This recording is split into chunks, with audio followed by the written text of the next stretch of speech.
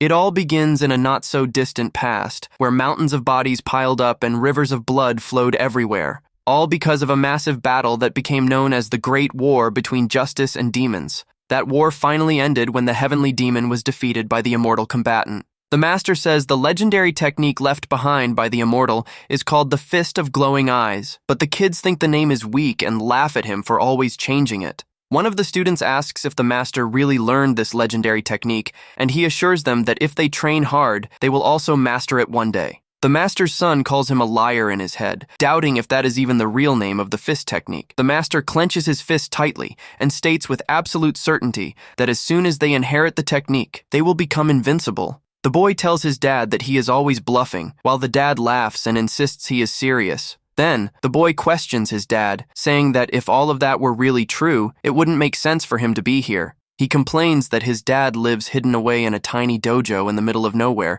just teaching a bunch of kids. The dad lets out a loud laugh and replies that, actually, it makes perfect sense. He lifts the little apprentices with his strong arms, saying his fists are invincible and his youngest disciples are adorable. The dad adds in a whisper that he has a good-hearted son who does nothing but complain, making the boy annoyed that he only speaks softly at times like this. Laughing out loud once more, the man wonders what else he could possibly need in life besides all of this. However, the boy's reality suddenly changes when he witnesses something terrible hidden behind a door. That dad, who always claimed to be invincible, ended up collapsing helplessly right before his eyes. And even though he is on the brink of passing away, and with several swords driven into his body, the warrior still stands on his feet. He realizes they used the life-extinguishing herb, a deadly poison he thought had vanished from the world, and comments that they went through a lot of trouble to find it. The ones responsible for that terrible betrayal are none other than his own senior disciples. Among them is the first senior disciple of the group, a man named Jin-am.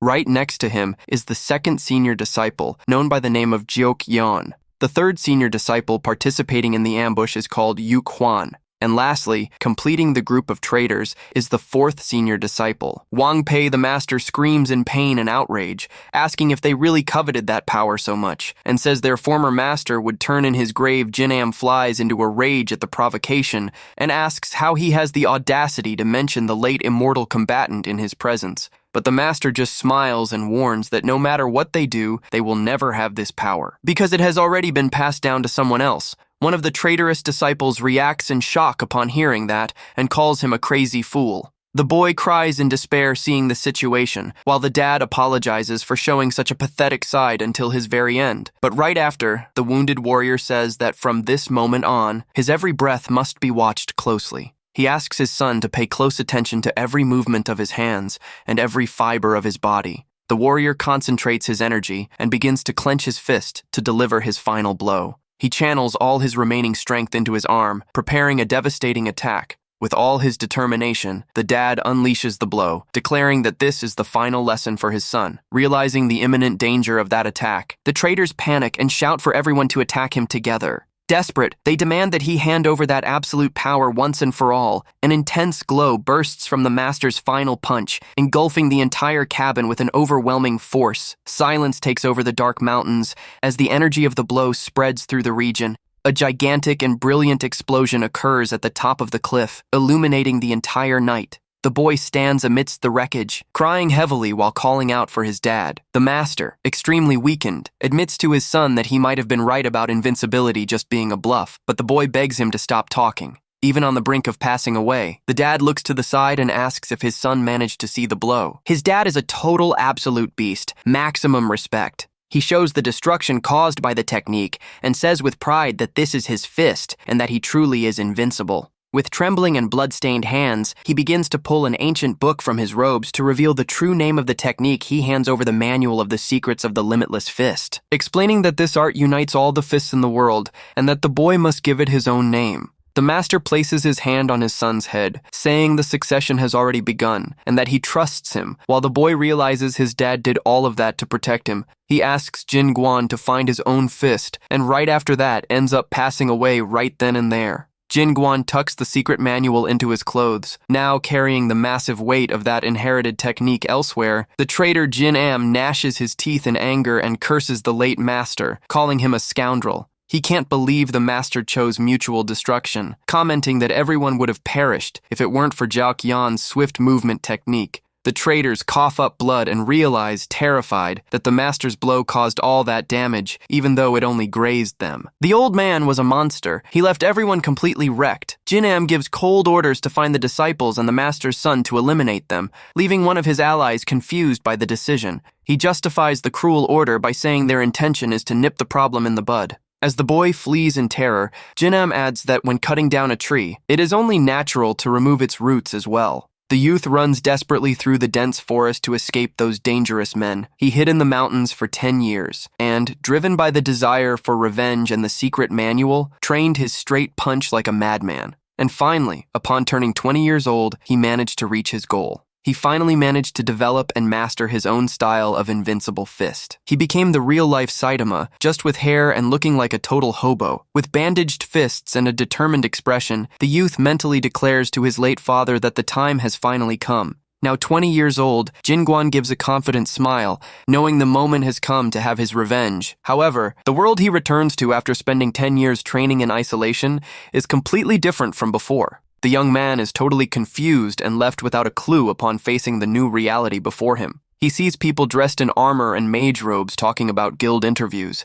which leaves him utterly shocked. Jinguan breaks into a cold sweat, wondering what all of this is. Realizing he is in a completely different world, he keeps trying to understand what happened, and then tries to process how things changed so drastically in just a 10-year absence. He looks at the girls and wonders if that kind of short clothing is what young people usually wear nowadays. Excited by the sight, he thinks that maybe the world has improved quite a bit. This MC knows what's up. He wipes his nosebleed and tries to remember where the martial arts training village that was supposed to be around there used to be. Looking from the top of a hill, he faces a city full of modern buildings where the old village used to stand. He laments that while they say 10 years can change even the mountains, this feels more like the entire world has been completely altered. The young man approaches an elderly man passing by carrying goods and asks what happened to the village, leaving the old man puzzled by the question. Jinguan explains that the people's clothes and the village itself look strange, and the old man asks if he has happened to live isolated in the mountains his whole life. The elderly man asks if he doesn't know about the Gate conflict, the great war against beings that descended from cracks in the sky that appeared 10 years ago. The old man begins to explain in detail, saying it all started when a gigantic hole suddenly appeared in the sky. From that mysterious crack in the sky, a strange and unknown energy began to spread throughout the region. Animals and plants corrupted by this energy turned into terrible monsters that nowadays are called gate creatures next. Otherworldly warriors known as hunters began to emerge through that very same crack. And with their arrival, a terrible period of cruel and indiscriminate attacks against everyone began. By their standards, even a low-level hunter could easily defeat the strongest martial artists there. More than 80% of the Murim warriors ended up perishing in that ruthless war. But just when everyone thought all hope was lost, the 4 heavenly kings and disciples of the immortal combatant emerged to fight, also known as a bunch of absolute snakes. Appearing at the moment of absolute crisis, they joined forces and began to push back the invaders with immense power. Shortly after, people from Murim also began to awaken as hunters all across the region. Seeing that the warriors and awakened ones united under the leadership of the 4 heavenly kings, the leader of the invaders proposed a peace treaty. The elderly man concludes that with the end of the war and full cultural exchange, magical skills replaced traditional martial arts. The old man still asks if he really came from the mountains, while Jin Guan is shocked to process that his father's murderers turned into heroes. The elderly man walks away, grumbling that the young man should at least read the newspaper once in a while to stay informed about the world. Jin Guan is left alone and pensive, unable to accept that the same monsters who took his father's life are now seen as saviors. While trying to make sense of this entire mess and what is actually going on, he suddenly bumps into someone passing by. A blue-haired girl apologizes with a friendly smile, and he replies awkwardly that it's fine. The young man watches the girl skip away and thinks to himself about how revealing people's clothes are nowadays. He decides he first needs to go to a tavern to gather information and looks for the iron coins he had stored in his robes. As he puts his hand into the inner pocket of his clothes, the young man goes into a total panic upon realizing his things are gone. Jin Guan despairs as he notices that the secret manual he kept so carefully inside his cloak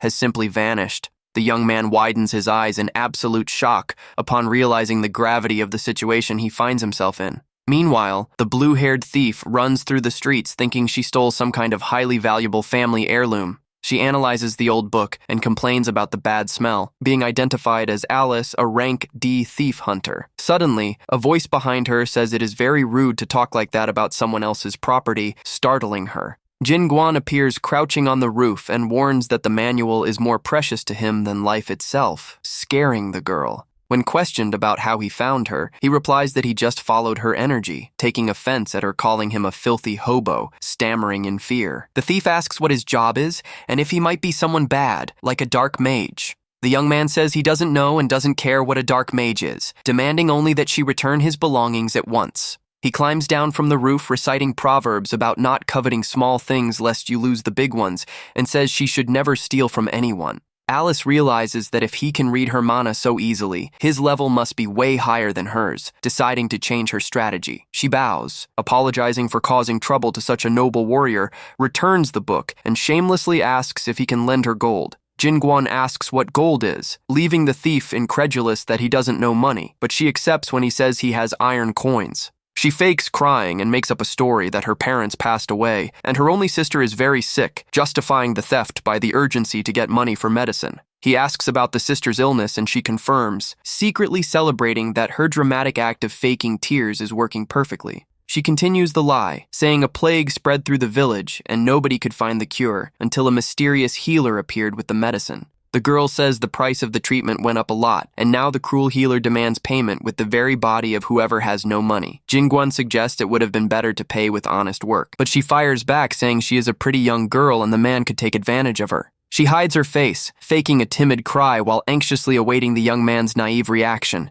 The young man agrees to help and says that, actually, this is perfect because he already had something important to check out anyway. Jin Guan says he will handle this terrible situation personally and orders her to take him immediately to this healer. Leaving the thief surprised upon arriving before the healer's large temple, the young man feels there is no smell of medicine there, but only a sinister energy. Determined, the young man walks up to the entrance saying he will find out just how good this doctor really is. As he opens the door, he faces a group of muscular and terrifying thugs staring back at him. He says he was looking for a doctor, but realizes none of them look like a healer and tries to turn around to leave. Suddenly, the thief lands a powerful kick on Jin Guan's back, throwing the young man hard into the room. She screams angrily, saying he brought this on himself and that everything would be fine if he had just lent her the money. Alice reveals that this place is the infamous Maha Black Market Guild, full of experienced rank sea hunters much more dangerous than her. The girl asks for a good price for the young man, while the thugs observe his physical build and say he will be highly contested in the slave market.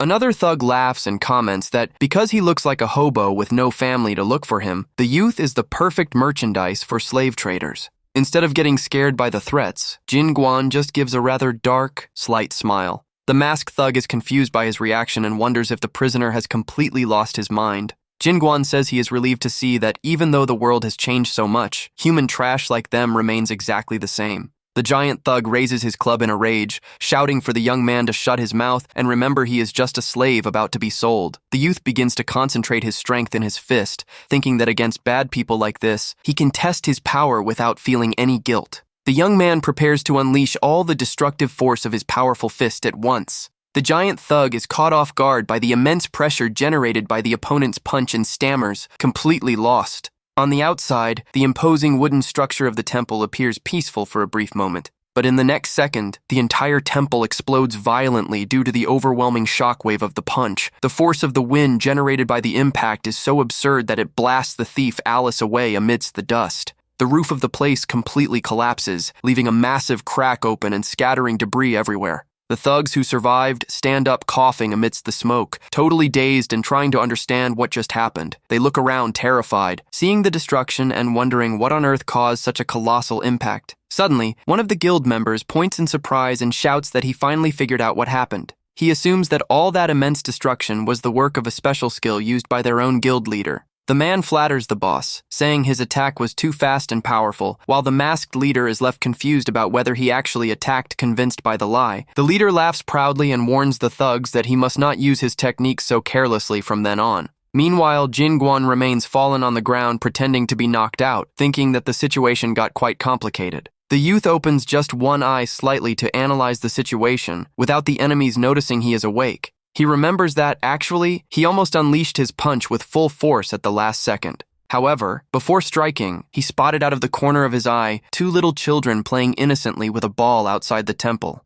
The unexpected sight of those children playing in the street made the young man immediately halt his deadly punch. Jin Guan knew very well that if he delivered that attack there with maximum power, the entire surrounding area would be completely destroyed. He realized in time that once the devastating blow was launched, he could no longer take it back and would hurt innocent people. Because of that, the only alternative left to the young man was to hold back all the force of the impact within his own clenched fist. The only option he had at that moment was to redirect all that destructive force away, and that is exactly what he did, concentrating the energy to release it in a safe direction. The concentrated power ended up going straight up through the roof of the cabin, causing that great explosion at the top. Lying in the debris, the youth gives a sly smile and whispers that all of this is getting quite interesting. He mumbles that being strong isn't everything, making the thugs think he went crazy with fear and ordering them to process him quickly to sell him the next day. Night falls and the moon shines through the bars of a stone prison window. Inside the dark cell, the other prisoners sleep soundly and snore loudly on the freezing floor. Sitting in the corner, Jin Guan thinks that if he keeps attacking like that, innocent people will get hurt, and that he needs to learn to hold back the force of his fist. He looks at someone on the other side of the bars and says they haven't introduced themselves yet, revealing his name as Jin Guan. Suddenly, something small is tossed in his direction, catching the black-haired young man's attention. The one appearing there is Alice, and the youth finds her name quite strange upon hearing it for the first time. Eating the rice ball she brought, he complains that it is a very cheap payment for having betrayed him, and that her generosity is as minuscule as her name. Alice sighs in frustration and asks if this is really the time to complain about food, questioning if he doesn't understand the gravity of the situation. She shouts, asking if he isn't even a little bit angry about being deceived and betrayed in such a blatant way. The young man just stares back at her in silence, leaving the girl tense and at a loss for words. She then confesses, holding her own arm, that she really needs the money and that her sister is indeed very sick. With a sad look, she adds, saying she came to warn him that she is not going to feel guilty at all for what she did. The young woman claims that everyone says that in this cruel world, whoever gets deceived is the true fool of the story. Trembling a bit before the silent young man, she tries to convince herself with conviction of her own words. Jin Guan replies calmly that he thought everything had changed, but notices that some things remain exactly the same. He adds, saying that either way, he will be helping to cure her sister, and that for him that is already enough, leaving her confused. With a warm smile, he tells her not to feel guilty, as he was the one who offered to help first. The young man just asks her to make sure her little sister is properly cured with that money.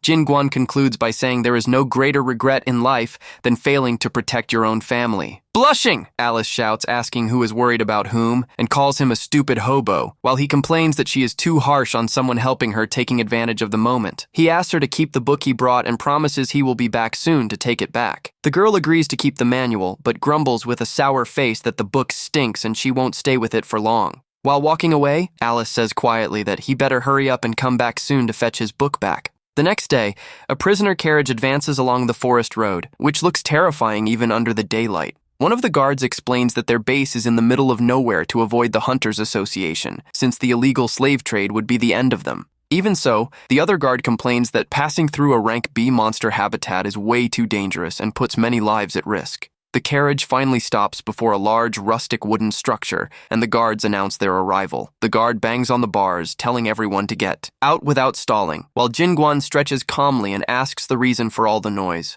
The guards confirm that the new slaves are in good shape, and that the Maha Guild sent an especially strong and resilient young man. This time, a fat and pompous slave trader sips his wine happily, saying he is looking forward to seeing this strong new slave. The thugs push the prisoners rudely and threaten to break the limbs of anyone who dares to slack off. The traders order them to feed the prisoners well so they don't pass out at the auction, and Jin Guan takes the chance to devour several chicken drumsticks. Another prisoner has his hair washed, while the guards complain that nothing ruins the buyer's appetite more than dirty and greasy hair. They give the muscular youth a thorough wash, reinforcing that a bad smell is even worse and that all merchandise needs to be well scented. Relaxing in the wooden tub, Jin Guan sighs in relief at finally managing to wash off all the dirt accumulated from 10 years in the mountains. He thinks happily that the slave life isn't so bad, making one of the guards wonder why someone about to be sold is smiling. Looking to the side, Jin-guan recognizes the bath attendant and wonders in surprise if that unexpected reunion is destiny at work. The young man asks if he wasn't a peddler, and the old man hands over a towel explaining that that was just one of his 10 different jobs.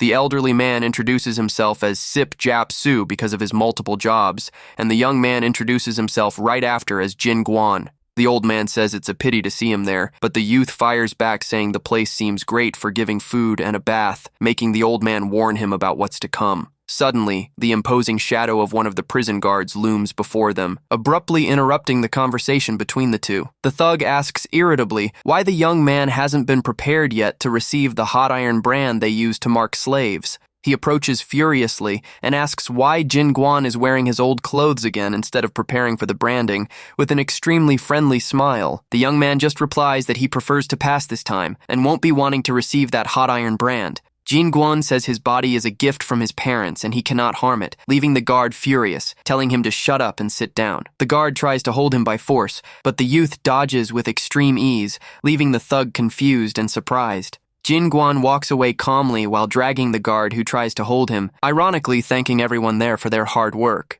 The other guards shout in shock upon seeing the absurd scene and immediately order to catch that rascal no matter what. Meanwhile, Jin Guan walks and observes the luxurious interior of a massive mansion hallway. He thinks about how ridiculously giant that house is and decides that his priority at the moment is to find a way out of there. The young man bumps into 2 helpers he recognizes from the bath and asks calmly if they happen to know the way out of their stammering. One of them says he knows the exit, and the youth suggests they walk together, but the boys ask in fear if what he is carrying isn't heavy. Jin Guan asks what would be heavy, completely unaware that he is dragging a line of knocked-out guards by their chains, leaving the boys speechless. Upon arriving at the main entrance of the huge mansion, he admires the size of the place while the boys show the way. Suddenly, a voice shouts from the middle of the forest, warning that it is completely useless to try to escape from there, catching the group's attention. The fat slave trader laughs out loud and says he already knew this would happen, bragging about having anticipated their escape. The fat man reveals he hired Myung Chung, a rather proud rank C hunter from the Seol clan, to deal with potential escapees.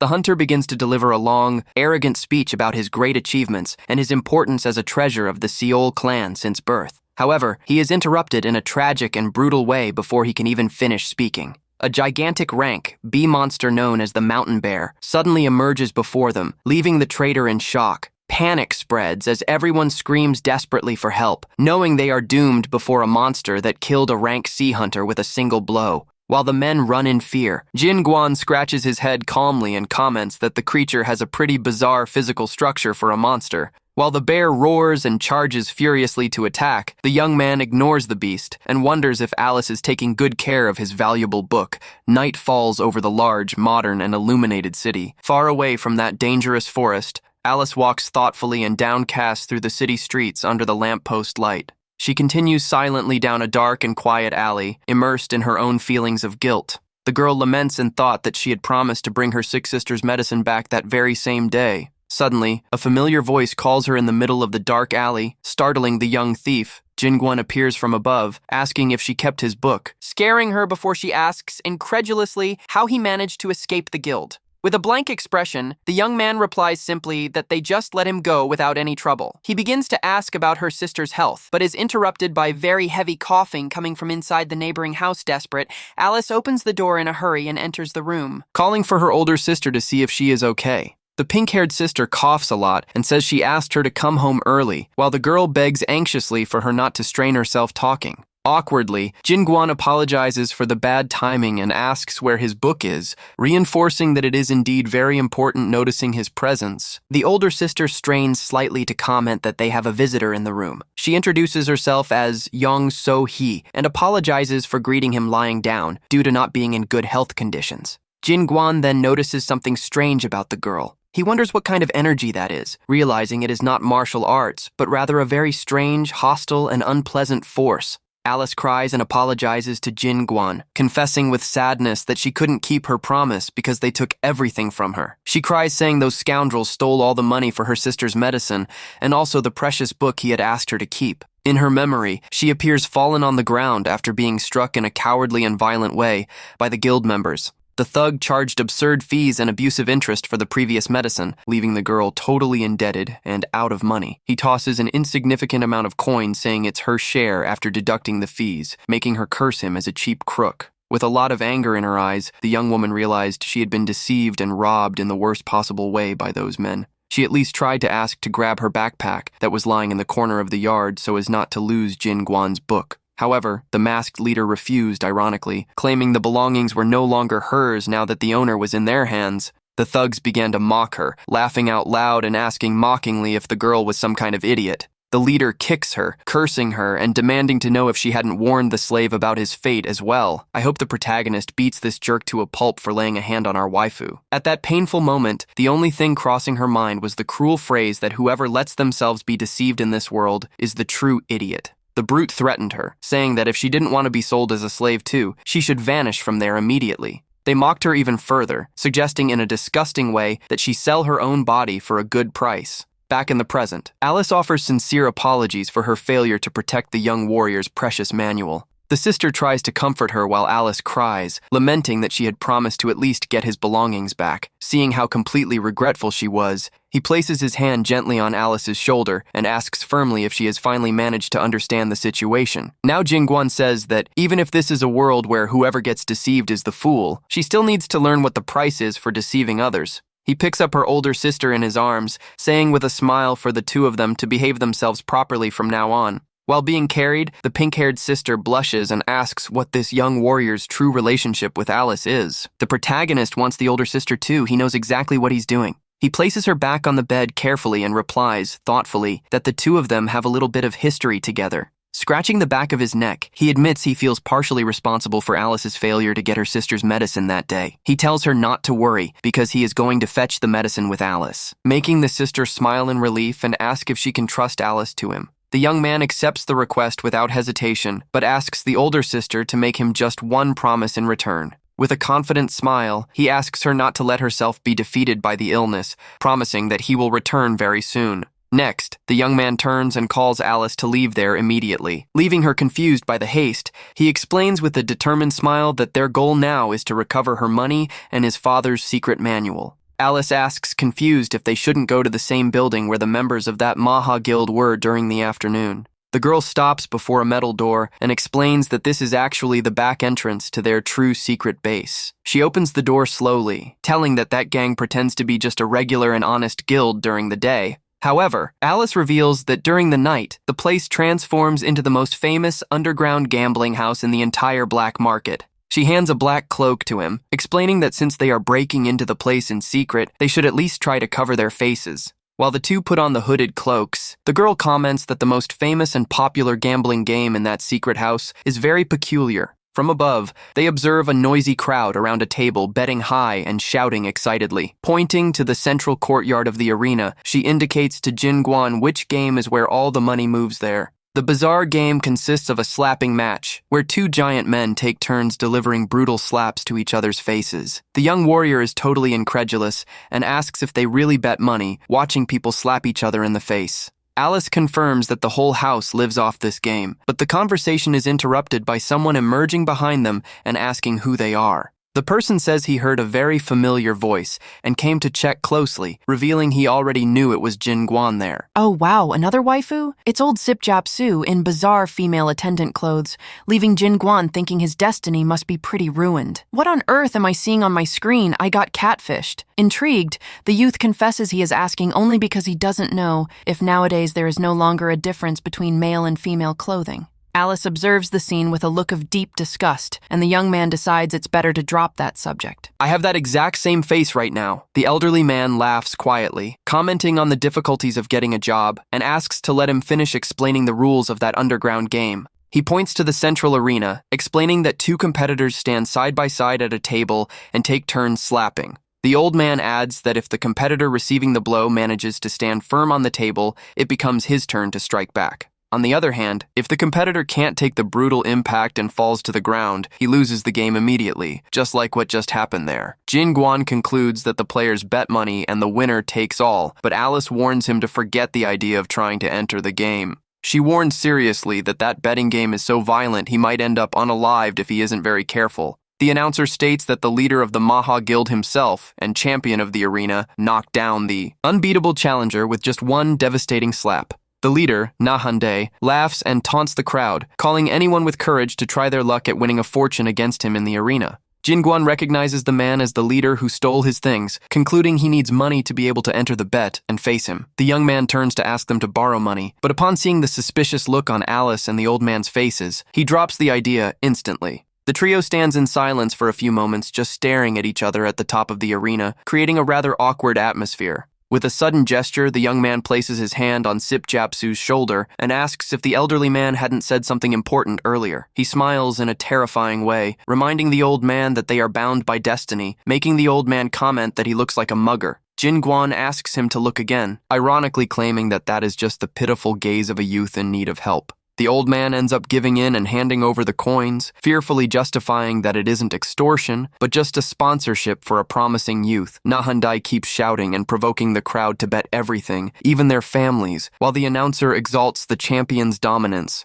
Jinguan tosses the bag of coins onto the table and asks the masked champion if he can also participate in the bet, surprising him. The young man confirms he wants to bet, making the announcer excitedly state to the entire crowd that a new challenger has just emerged. Nahandai recognizes the young man and asks if he isn't the slave who was sold, while Jinguan just asks if he is the one with his book. The leader laughs out loud seeing that piece of trash managed to come back there, while the table announcer asks how they will decide who gives the first slap. Highly arrogant, Nahande tells them to let that skinny slave strike first and points to his own face in a provocative manner. The entire crowd begins to laugh out loud at Jinguan, calling him an idiot for betting his money and his body, saying he will be sold again. However, Jinguan completely ignores the crowd's laughter and remains focused on his main objective. Knowing that his immense destructive power could hurt innocent people around him if he weren't careful, the young man clenches his fist tightly, determined to find a way to perfectly control his own strength. From now on, Jinguan tries to find a solution not just to suppress, but to control his overwhelming power.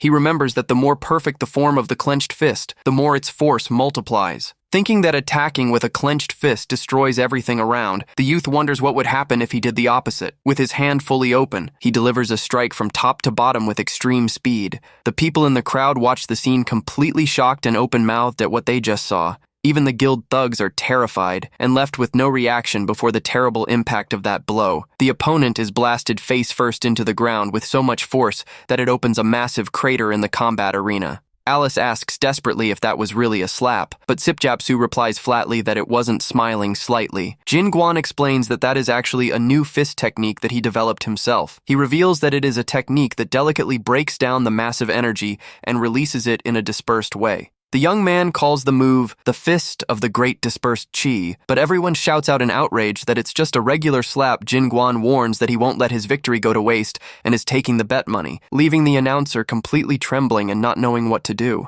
At this, the thugs tell everyone to draw their swords and surround the young man to prevent him from leaving there alive. Jinguan approaches calmly and warns that he only needs to know where his luggage is while they shout to eliminate him. Seeing the enemies running in his direction, the protagonist just raises his hand and thinks that this is simply perfect for him right after. The thugs begin to drop, knocked out one by one with red slap marks on their swollen faces. After beating up a few enemies, he notices he is finally getting the hang of better controlling his massive strength. Jinguan asks if they managed to fetch his luggage and the cash reward, and the girl fearfully replies, "Yes." Alice turns very red upon realizing the young man wasn't lying when he said he had escaped those terrible traitors. The young man notices she is frozen, staring at him, and asks what she thinks she is doing. Standing there, with a friendly smile, Jinguan says to go quickly fetch the medicine her sister needs so much to be cured. Upon arriving before a massive traditional building, the young woman is bedazzled by the size of the gigantic medical clinic.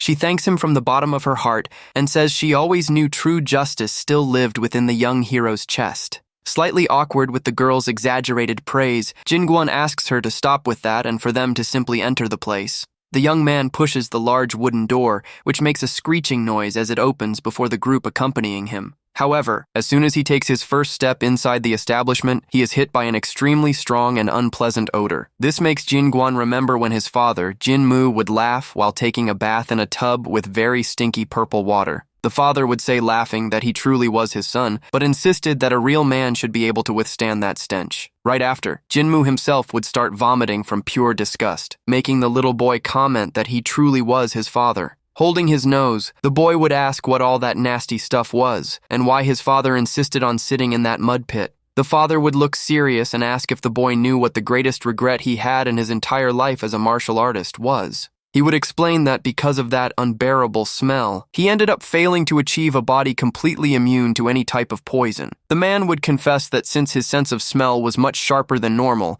he simply couldn't stand that terrible stench. The father would hop out of the tub, dirtying his son with the filthy water, while the little one complained and asked why he even tried back in the present. The young man warns his companions that the smell inside is too strong and that they need to keep moving. He instantly recognizes that distinct poison odor, knowing very well it is the same unforgettable smell his father tried to endure. Suddenly, a mysterious figure wearing a dark hood emerges from the shadows, commenting about receiving visitors at such a late hour. The doctor asks with a smile if they came to buy medicine, while the young man immediately notices that that man uses poison arts. The doctor explains that the number of sick people has increased so much lately that he needs to work even during the night to keep up. He reveals that although nobody has unalived yet, the plague has already spread through the entire village, leaving the young woman scared by the amount the man tries to reassure them, saying that despite everything, it is a great relief that they already possess an effective cure for this disease. He details that the yin-yang pill is made with 3 rare ingredients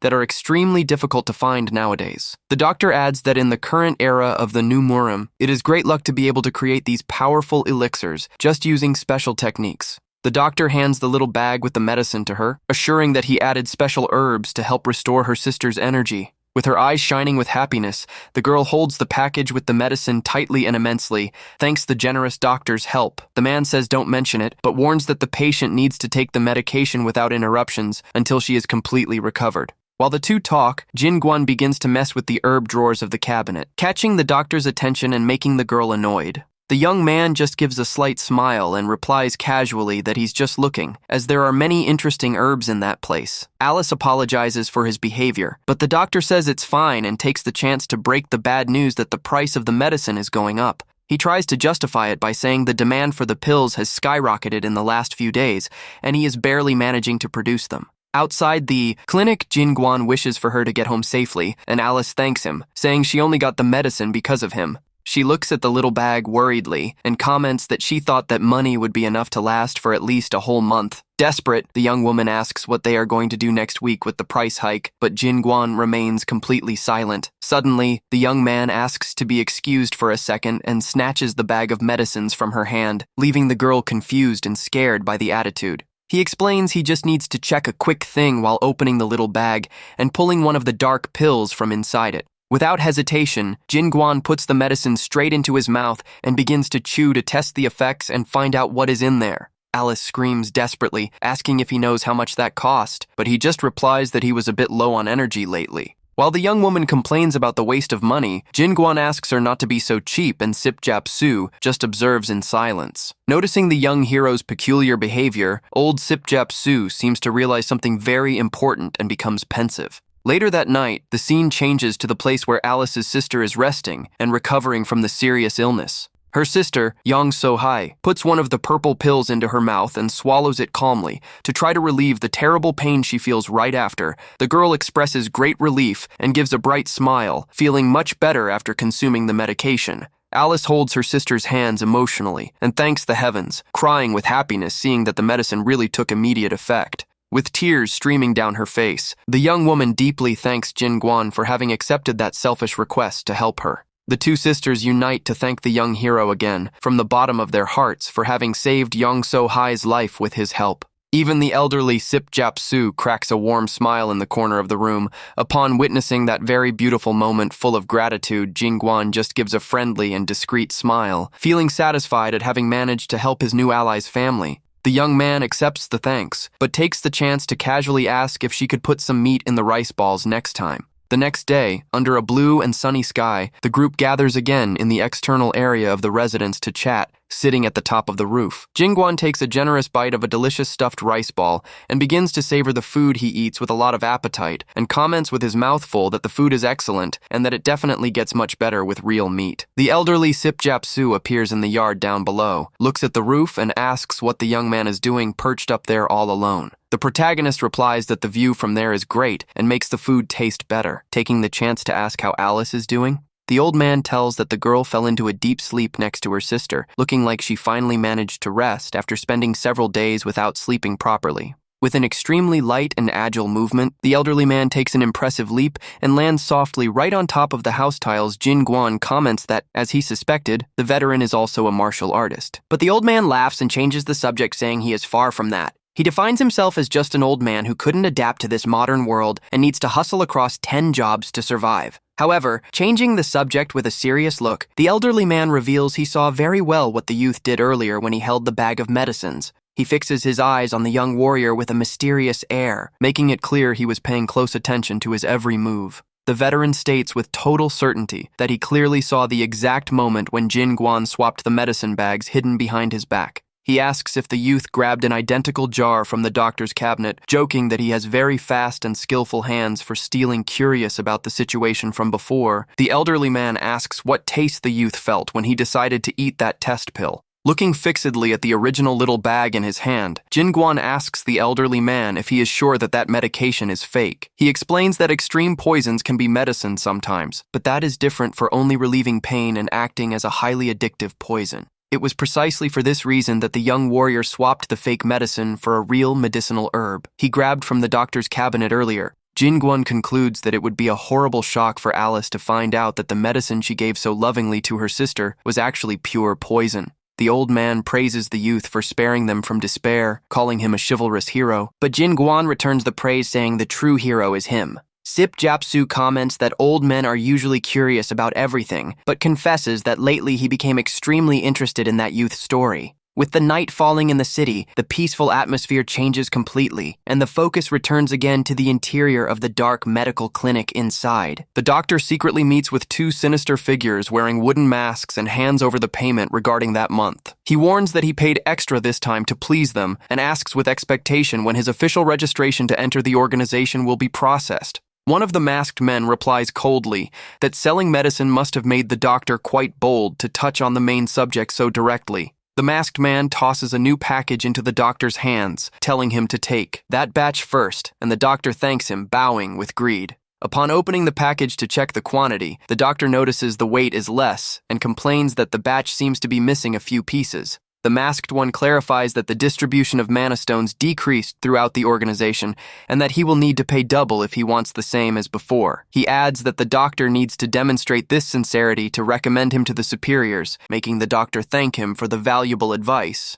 The leader also warns that their slave market was recently attacked by an unknown invader and orders the doctor to keep his mouth shut. With an extremely threatening look, he makes a final warning that the consequences will be terrible if any type of info leaks from inside there. The doctor bows fearfully, assuring he would never do that, and wishes the organization's envoys a safe trip back home. After the masked men leave, the heavy wooden door of the clinic slowly closes, leaving the environment in a disturbing silence. As soon as the masked ones exit, the doctor angrily tosses the bag of coins onto the wooden table of his office. Very annoyed, he complains that the organization wants even more money after everything it has already taken from him, vowing to take revenge when he manages to get in. He whispers that he will return this humiliation 100 times stronger, but stops talking suddenly upon realizing a presence there in the room. Trying to cover it up, the doctor turns around with a fake smile and apologizes for the inappropriate behavior, claiming he didn't see the visitor arrive. Jin Guan is sitting peacefully on the shelves eating the herbs, making the doctor comment that the medicine from before seems to have not been enough. The doctor warns that taking medicines without control can be toxic, but the youth tells him not to worry because his stomach is extremely strong.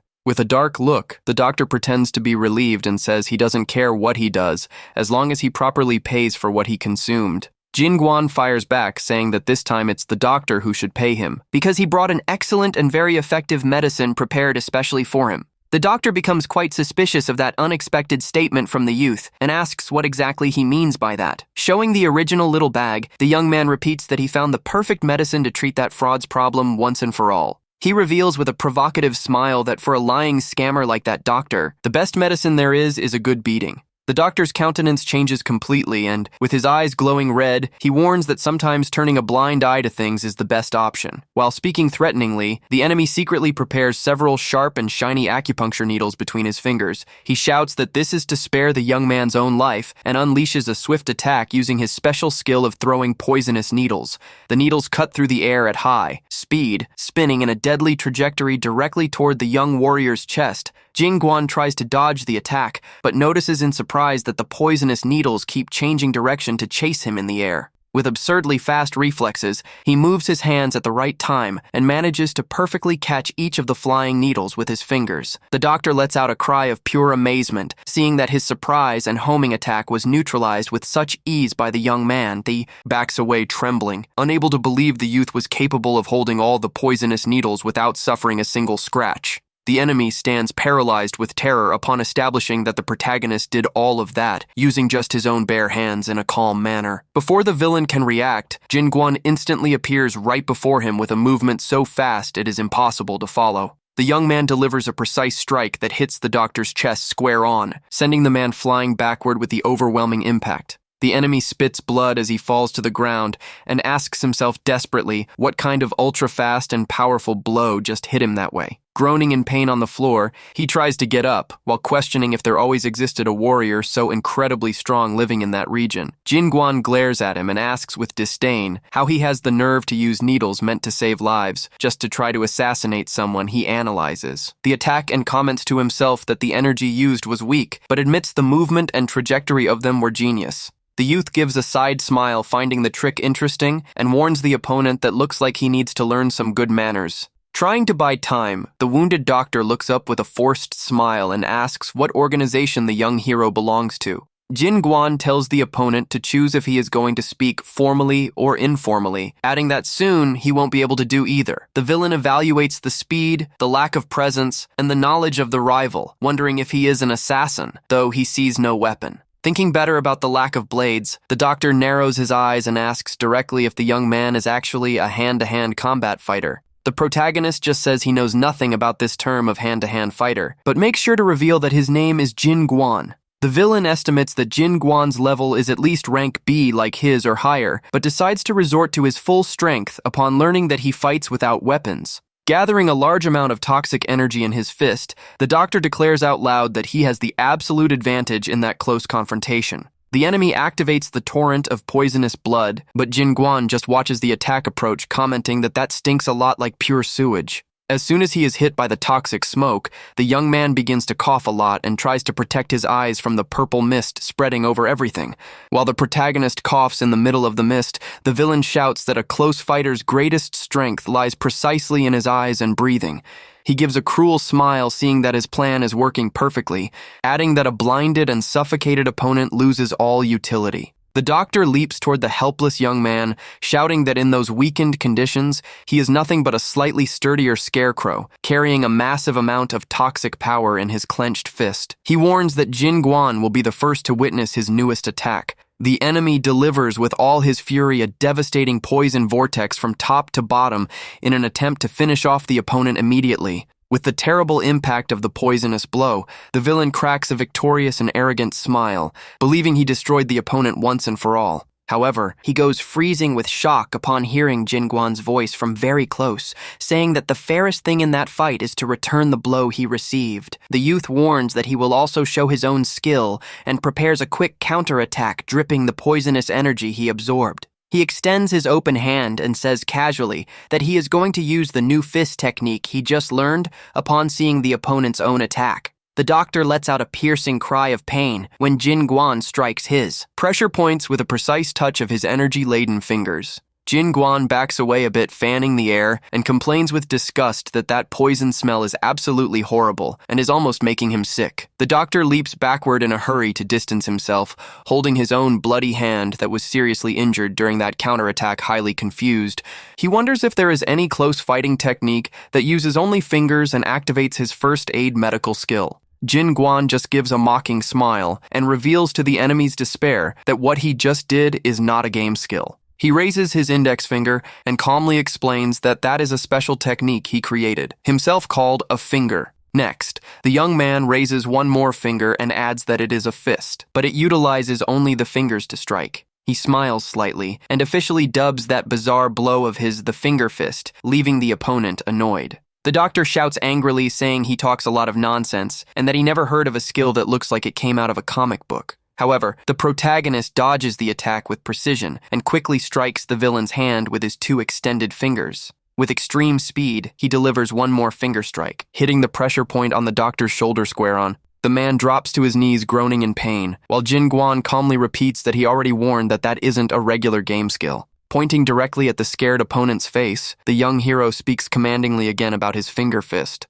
The doctor tries to complain once more, saying he never heard of that, but is interrupted before he can even finish the sentence. The young man hits him with another violent finger strike right in the middle of the chest, making the opponent let out a sharp groan of extreme pain. Jin Guan repeats the name of his special attack in a cold manner, while the doctor remains on the ground totally out of breath and unable to reply. Taking a slow step forward, the protagonist makes the villain back away in terror with the merciless and focused look he directs at him. On the verge of tears of hatred, the doctor shouts furiously, asking how long the youth plans to keep mocking him that way. Jin Guan ironizes, saying his voice is very strong for someone so weak, commenting that great masters know how to subjugate rivals using their fingers. The doctor finally understands the situation and terrifyingly realizes the opponent is attacking his acupuncture points and that he is a true martial artist. He tries to protect his own vital points with his arms, shouting that that ancient attack won't work if he defends himself correctly. However, his defense is useless, as Jin Guan hits him quickly to completely paralyze his entire upper body. The young man keeps delivering precise blows to the villain's wrist and elbow, warning that all of this is to teach him to have better manners. To finalize the devastating sequence, Jin Guan delivers a last powerful attack using just his already famous finger strike. With the tremendous force of the impact, the doctor's rib bones begin to crack, making the man let out a desperate cry of pain. Completely defeated and fallen on his knees on the ground, the doctor groans in pain upon realizing the rival's technique actually prevented him from making sounds. Foaming with rage and breaking into a cold sweat from the humiliation, the villain curses the protagonist as a blasted lunatic while trying to recover from the damage. He complains very irritably that the young man used nothing but pure brute force to beat him up and that has nothing to do with finger technique. With an ironical smile on his face, Jin Guan replies mockingly that the blow is called that simply because he decided to name it, that he recalls that during his intense training, he promised himself he would never lose to selfish and cruel people in anything he vowed to be superior in everything, be it in martial arts, in character itself, in good looks, and in any other aspect of life. The young man adds that he vowed to win even at rock, paper, scissors, leaving the doctor confused by that sudden change of behavior. Jin Guan jokes, saying he should have played rock to beat his fingers, but if he did that, he would be crushed by his fists. Humiliated. The doctor pulls a small vial with a glowing liquid from his pocket, shouting that a simple martial artist shouldn't mock him. He quickly swallows the potion enhanced with mana stones to drastically increase his combat power and try to turn the tables. With a dark and terrifying aura around him, he activates his special technique of releasing poisonous blood to obliterate the protagonist, laughing crazily. The villain celebrates upon feeling that his new energy level surpassed rank B and has now reached the fearsome tier of rank A. He concentrates all this massive amount of destructive power in his hands, preparing to deliver the final attack against the youth. The doctor charges with fury, blinded by power, while Jin Guan just remains standing in the same place, emanating a soft and calm blue aura, maintaining total peace before the threat. The protagonist closes his eyes for a brief moment and takes a deep breath to concentrate. Suddenly, an extremely bright and intense flash consumes the entire room, illuminating every dark corner of that medical office. With a swift blow invisible to the naked eye, Jin Guan hits the villain's chest, leaving him completely with no reaction at the force of the impact. Under the devastating effect of the blow, all of the doctor's immense barrier and aura of poisonous energy are shattered and destroyed in the same second. He stands totally paralyzed and out of breath, unable to comprehend how all his newly acquired immense power vanished in the blink of an eye. Desperate, the man looks at his own trembling hands, trying to understand what just happened to his body and his internal energy flow. Jin Guan pulls back his fist calmly and comments in a joking tone that the man's sudden charge almost scared him for real. The villain feels his own body scared upon realizing he is still alive, because he was absolutely sure his organs were going to explode from the blow, showing the clenched fist very close to his face. The young hero ironically asks if the doctor would like to try attacking him once more. Jinguan reminds him that he had promised to show his true power, leaving the opponent completely silent and paralyzed with fear. Seeing that the enemy displays no reaction, the young man squeezes his fist tightly, making a cracking sound that terrifies the villain even further, with cold sweat streaming down his face. The doctor realizes the massive difference in level between them and that he has zero chance of winning that fight. Surrendered, Baekmundo kneels, bowing fully to the ground and calls him master, leaving the youth confused by that sudden change of attitude. The next morning, the sun rises, illuminating the medical clinic, where the two end up closing a temporary agreement of mutual cooperation under threat. In the room, Alice's sister begins to expel a dark, purple smoke from her mouth as the accumulated poison in her body is finally extracted. Baekmundo explains that he managed to successfully extract all the lethal poison from her body and applied acupuncture to speed up her full recovery. Jinguan comments that that plague was just a cheap poison spread by the doctor, while Baekmundo guarantees the girl's energy is almost restored. Yang So-hai sleeps peacefully with a healthy look, showing she is finally getting rid of the terrible toxin in her organism. The doctor presents a pill he just prepared, guaranteeing with a fake smile that she will feel much better as soon as she consumes the medicine. Sip Japsu asks if he is an apothecary instead of a regular doctor, leaving the youth confused about the true meaning of that strange word. The elderly man explains that when someone awakens as a hunter, they generally gain a common combat class, like swordsman, mage, or thief. He adds that apothecaries are hunters of rare classes who possess a very advanced and uncommon knowledge about the manipulation of medicines and poisons. Baekmundo praises the elder's wisdom and begins to brag with pride, stating he is an extremely talented hunter highly sought after in the market. Annoyed by his arrogance, Alice lands a heavy blow on the doctor's head, telling him to shut his mouth once and for all while he screams in pain. She rants that he is nothing but a blasted criminal who poisoned a whole village and asks with disdain what he is so proud of having done. The man gets extremely furious at the girl's insults and stares back at her in a threatening way with clenched teeth.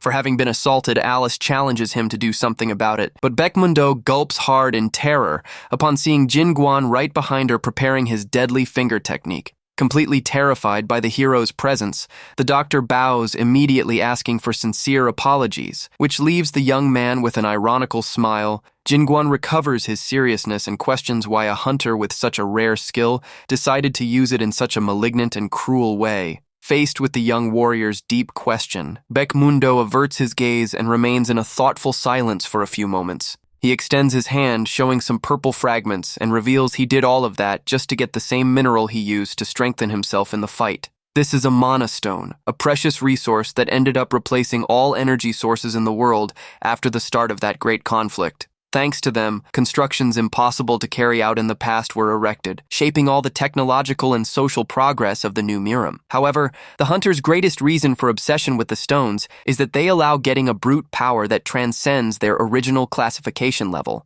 These rare crystals only emerge in places with very high mana density or in powerful monsters, always in extremely small and limited quantities. The apothecary vent saying the organization offered him this resource from the black market only in exchange for tributes, something impossible to refuse. Alice is left open-mouthed upon hearing that and asks what happened to all the money they paid with so much sweat for the pills until today. Without any ceremony or remorse, the doctor confesses directly that all that money was fully handed over as a tribute to the organization. Out of her mind, the young woman grabs his collar, demanding the money back. But Baekmundo taunts her, saying it's stupid to try to reclaim what's already gone. Alice shouts in outrage at the mockery and rips part of the doctor's robes, revealing several gold necklaces and precious jewels he hid around his neck. Everyone in the room falls into a dead silence suddenly upon facing all that immense fortune and jewels hidden beneath his clothes, sweating from nervousness. The doctor desperately tries to cover his neck and shamelessly lies, saying those jewels are family heirlooms from his father. Alice and Sip Japsu immediately charge to beat him up and take the jewels,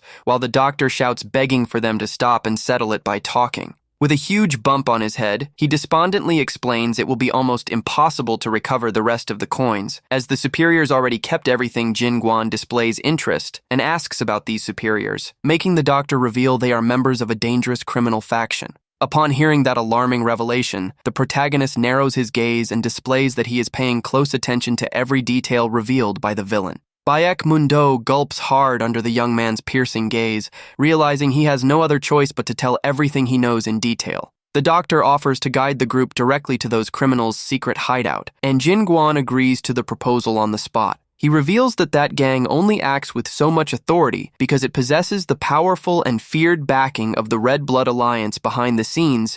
Jin Guan asks, confused, what this alliance would be, leaving the doctor shocked that he doesn't know one of the most famous and dangerous groups that exist. The doctor ironizes, asking if he spent the last 10 years living isolated on a mountain to not know about something that is such common knowledge. He begins to explain that they are the great legendary heroes of the New Murim, also known by everyone by the title of the Four Heavenly Kings. The man explains that large faction is the Blood God Guild, a powerful organization that commands and controls the region's underworld. Bayek Mundo adds that their criminal arm is the famous local mafia, specialized in committing the worst types of offenses hidden in the shadows. He details that they operate in secret cells to hide their identities, and that they became the greatest force of crime by going beyond monostone trafficking. He stresses that the true reason for their absolute power is the direct support of the Blood God Guild, one of the most unbeatable groups that exist. The doctor concludes by revealing that the mafia is part of the Red Blood Alliance, asking again if the young warrior has indeed never heard of it. The doctor whispers that it's just a strong underworld rumor,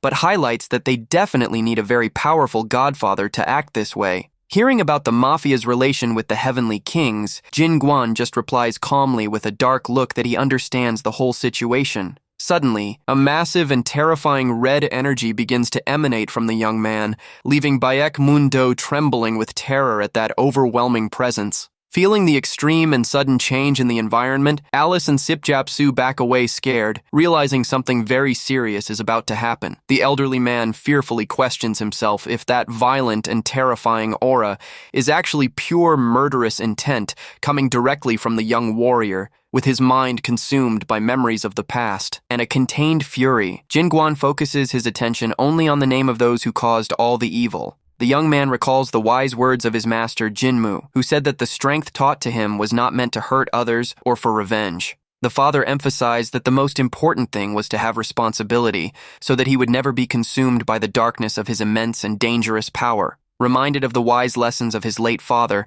the youth squeezes his own fist tightly and thinks sadly that all of this is truly strange. The young man thinks that although he believes he understood all his father's teachings in the last 10 years, those specific words are still the hardest ones. With a discreet smile on his face, he concludes that now he possesses one more very strong and personal reason to settle this entire situation at once. He orders with his back turned for the doctor to lead the way to the meeting point, and the man immediately obeys, stammering in fear. The next day, the scene returns to the interior of the gigantic and luxurious building of the traditional medical clinic, where the apothecary attends sitting around a table. Jin Guan asks in surprise if the secret meeting point to see the mafiosos was actually the medical clinic itself. Bayek Mundo clarifies that the mafia members usually visit him there always at dawn on every full moon night of every month. The group listens attentively to the apothecary's explanations while planning the next steps to surprise the incoming criminals. Annoyed by the mystery, Alice complains that she is the only one not understanding anything and asks why the doctor treats Jin Guan with so much courtesy and respect.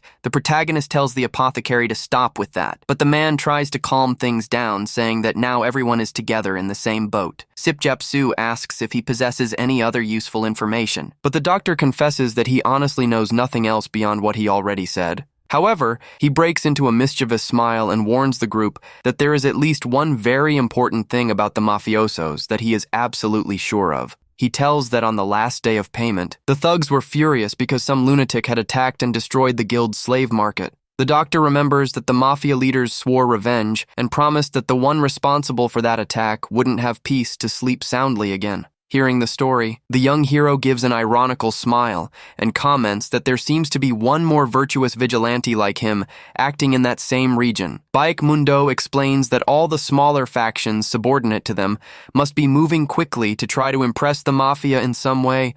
The doctor hesitantly asks if the young man really has the intention to face the entire mafia alone, questioning the real motive behind all that madness. Jin Guan replies directly that it's just annoying to see a bunch of weaklings running loose and causing trouble in his own homeland. The young man says, now they need to focus on getting more information, and asks the elder Sip Japsu if he knows anything useful about their identity. The elder says he knows where to start looking, and Jin Guan hires him for free on the spot, making the old man comment that the youth truly has no shame. Next, the young hero orders the apothecary to get clothes identical to those used by the mafiosos, leaving the doctor slightly annoyed by the nickname. He also tells Alice to watch the apothecary while he helps treat the village's sick, and the young woman immediately agrees to the important guard mission. The apothecary tries to ask what he needs those identical clothes for, but the protagonist ignores the question as the scene changes to the exterior. Shortly after, Jin Guan enters an establishment using the mafia disguise and is received with deep bows by the local guards.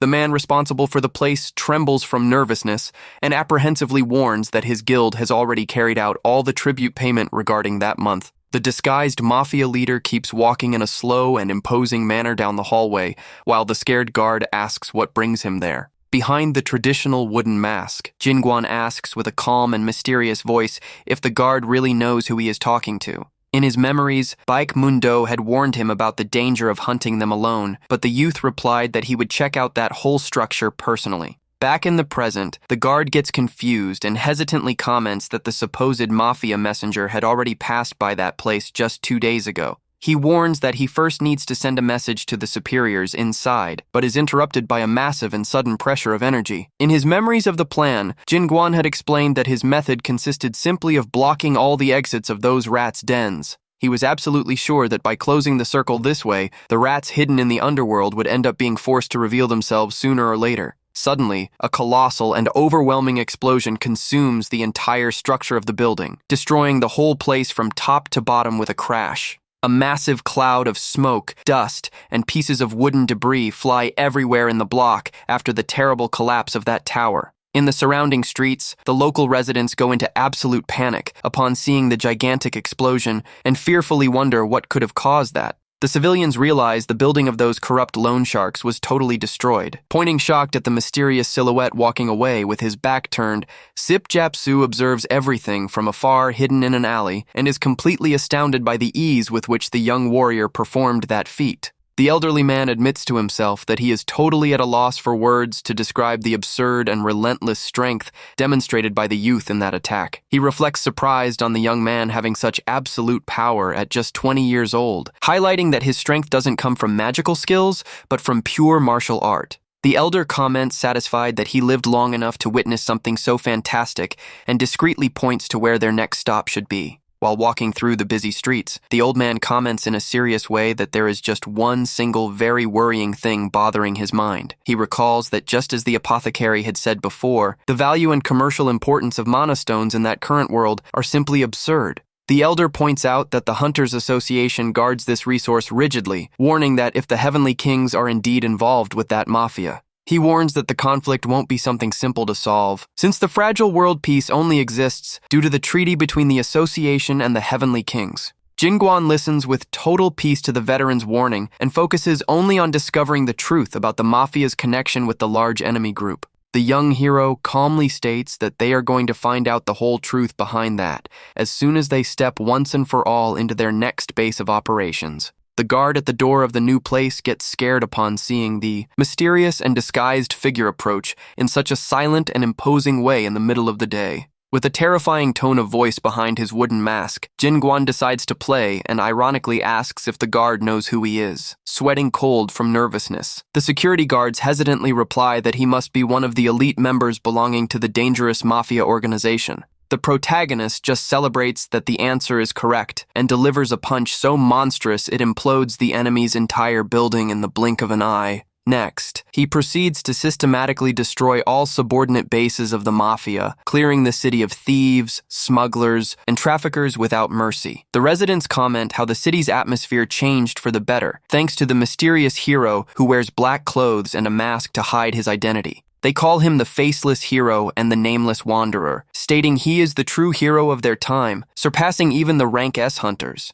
While the citizens celebrate the emergence of this masked warrior, a mysterious man in a mafia cloak listens to everything in silence. The masked man remains quiet while observing the people commenting on the hero's recent actions around the city. In the mafia meeting, the leader tensely reveals that almost all their branches in the south and north were completely destroyed recently. The rank A hunter, Xian Wu-tan, irritably suggests they must have an internal traitor. Since the enemy perfectly knows their location and uniforms, he insists that a rat has definitely infiltrated among them to pass this valuable info about the organization. However, a woman from the organization smiles with disdain and says that thinking there is a traitor because of common clothes is a big stretch. She provokes Xian Wu-tan, asking if the fault isn't his own incompetence in management, since he was the one responsible for the destroyed branches. The heated discussion between the members is immediately cut short when the local leader orders the two to be silent. The red-hooded boss complains that they don't even know the enemy's appearance or what combat techniques he usually uses. The leader curses everyone as useless idiots for not being able to deal with a single target that is ruining their business.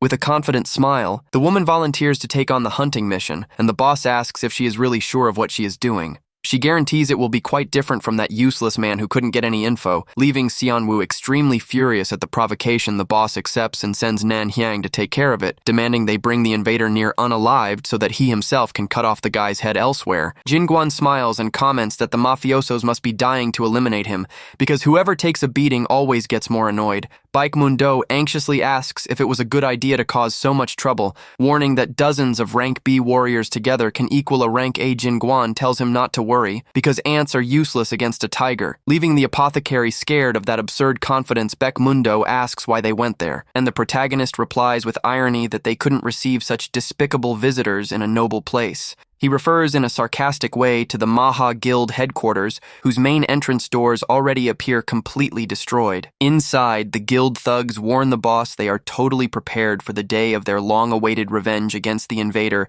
Na Han Dae, the rank B leader. Furiously rants that the cheek that took the slap has finally gone down and vows he won't be made a fool of again. He recalls with a lot of anger that blasted cheater who dared to cheat during the sacred slapping match they disputed. The thugs excitedly agree that the time for payback has come and state the enemy won't stand a chance against the boss's special arm-raising skill. They confidently shout that they believe in the leader's potential, but suddenly one of the members notices a strange presence right behind them and gets confused. The man lets out a desperate cry of terror upon coming face to face with Jin Guan standing right there with the greatest peace in the world. The other thugs quickly turn in shock upon hearing their companions scream and get into stance immediately. Na Han Dae widens his eyes upon realizing his worst nightmare just appeared right in the middle of his own guild's headquarters. Trembling with pure hatred, the guild leader shouts with all his might against that filthy hobo who dared to invade the place. Without wasting time with talk,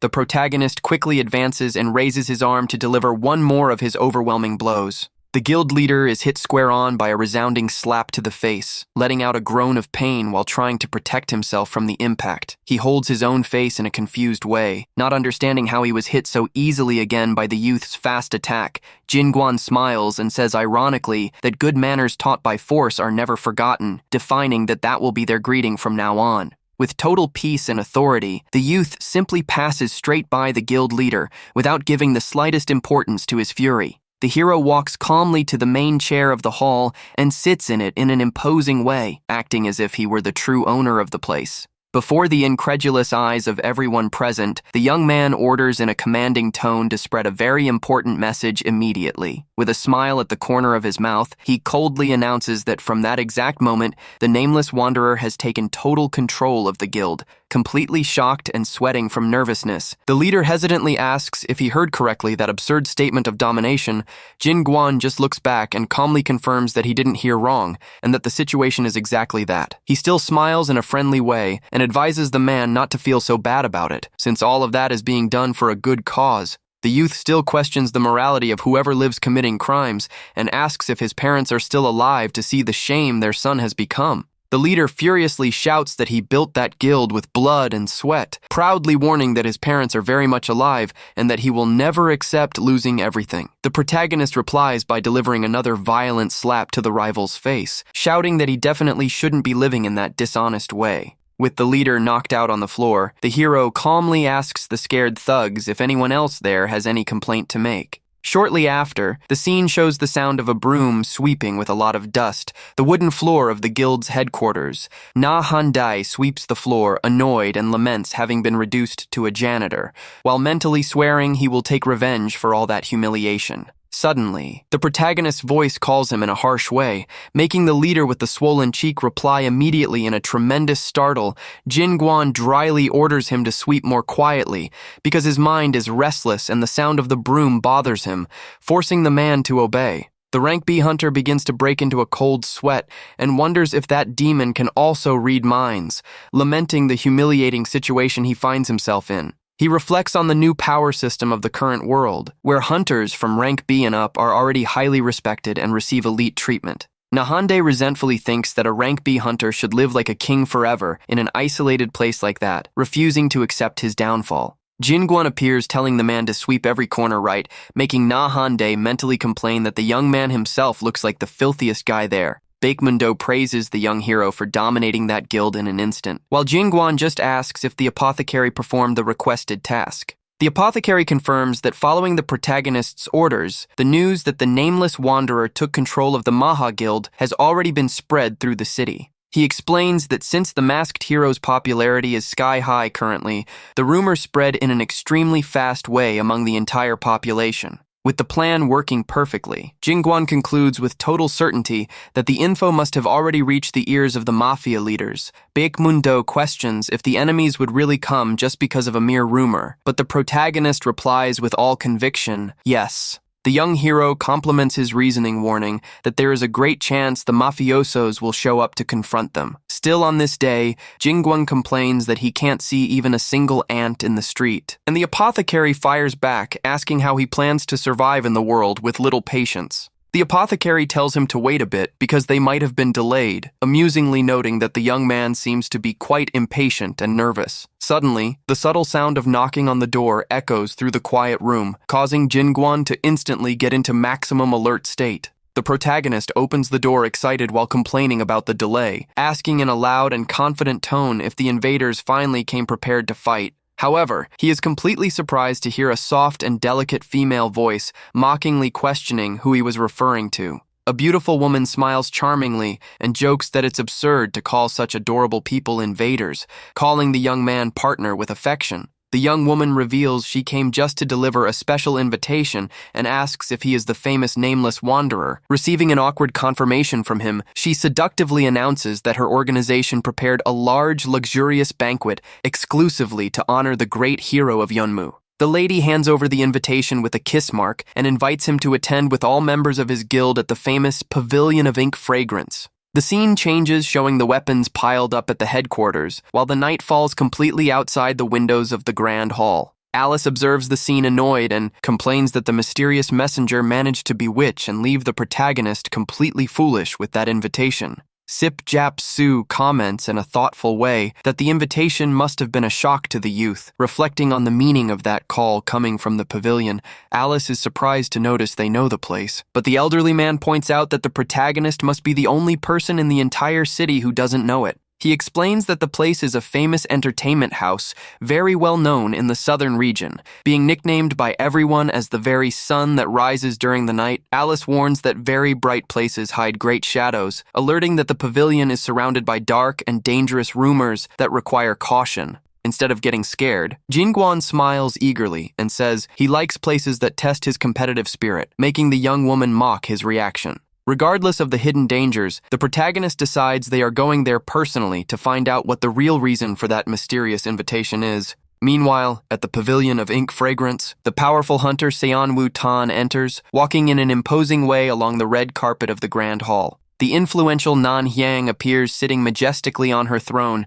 and ironically asks what brings such a busy man to her establishment. The warrior, known for being the dangerous number 2 in the mafia's power hierarchy, just looks at her with a rather confident side smile. Nan Hyang, the owner of the pavilion and number 3 of the organization, inquires with charm if he really went through the trouble of going there just to visit her. He replies in a rude way that he would never come to see a poisonous creature like her, demandingly ordering to just quickly prepare a drinks table. The woman observes him in silence and mentally deduces that the rival must have sniffed something important with his sharp instinct to suddenly show up there. She orders her thugs to prepare a table in the special room, drawing a sarcastic comment from the warrior about her having taken long to do that. With a dark look, the woman vows to herself that Xian Wutan's arrogance is going to end once and for all today, no matter what he knows. She recalls that the reward for the hero's head is a medium-grade mana stone, promising to use it to surpass the rival and then rip his head off. She secretly orders to mix a powerful anesthetic powder in the drink of the special room. Leaving her thugs scared at the extreme danger of that drug,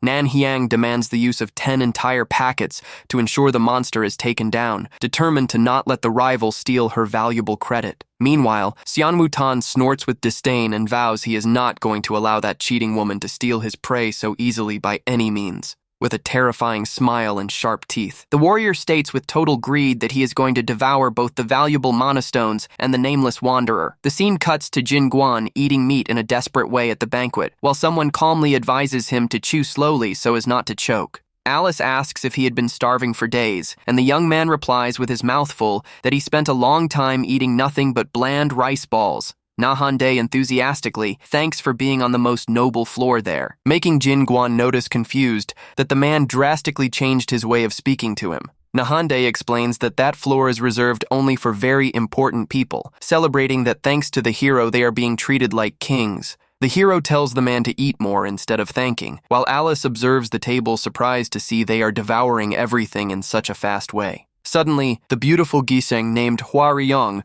appears by surprise at the place and hugs Jin Guan from behind with a lot of intimacy, calling him by a sweet nickname. She formally introduces herself to the nameless wanderer and confesses with a seductive tone of voice that she was anxiously awaiting his illustrious arrival at the place. Alice watches that sudden display of affection and is completely shocked and annoyed at the woman's boldness in getting so close to the protagonist, the pavilion. Hostess explains that to ensure the best possible service, they decided to close the upper floor entirely for the new guests. She kindly asks for them to leave all their worries aside and just enjoy to the maximum that special night of celebration at the place. The Gisayang lovingly holds the young warrior's hand with a knowing smile, trying to guide him toward a more private area of the establishment. With a look full of mystery and hidden motives, she reveals she prepared a special table just for him and asks in a provocative tone if he is curious. Alice observes furiously and thinks that playing dumb woman is shamelessly throwing herself at Jin Guan, doubting he is going to fall for such an obvious flirt. To the young woman's total disappointment, the protagonist smiles all foolish and blushing. Demonstrating to be an extremely easy target for the Gisheng's charms, Alice tries to stop the young man from following the woman to the private room, running after him while shouting worriedly that entering there is very dangerous.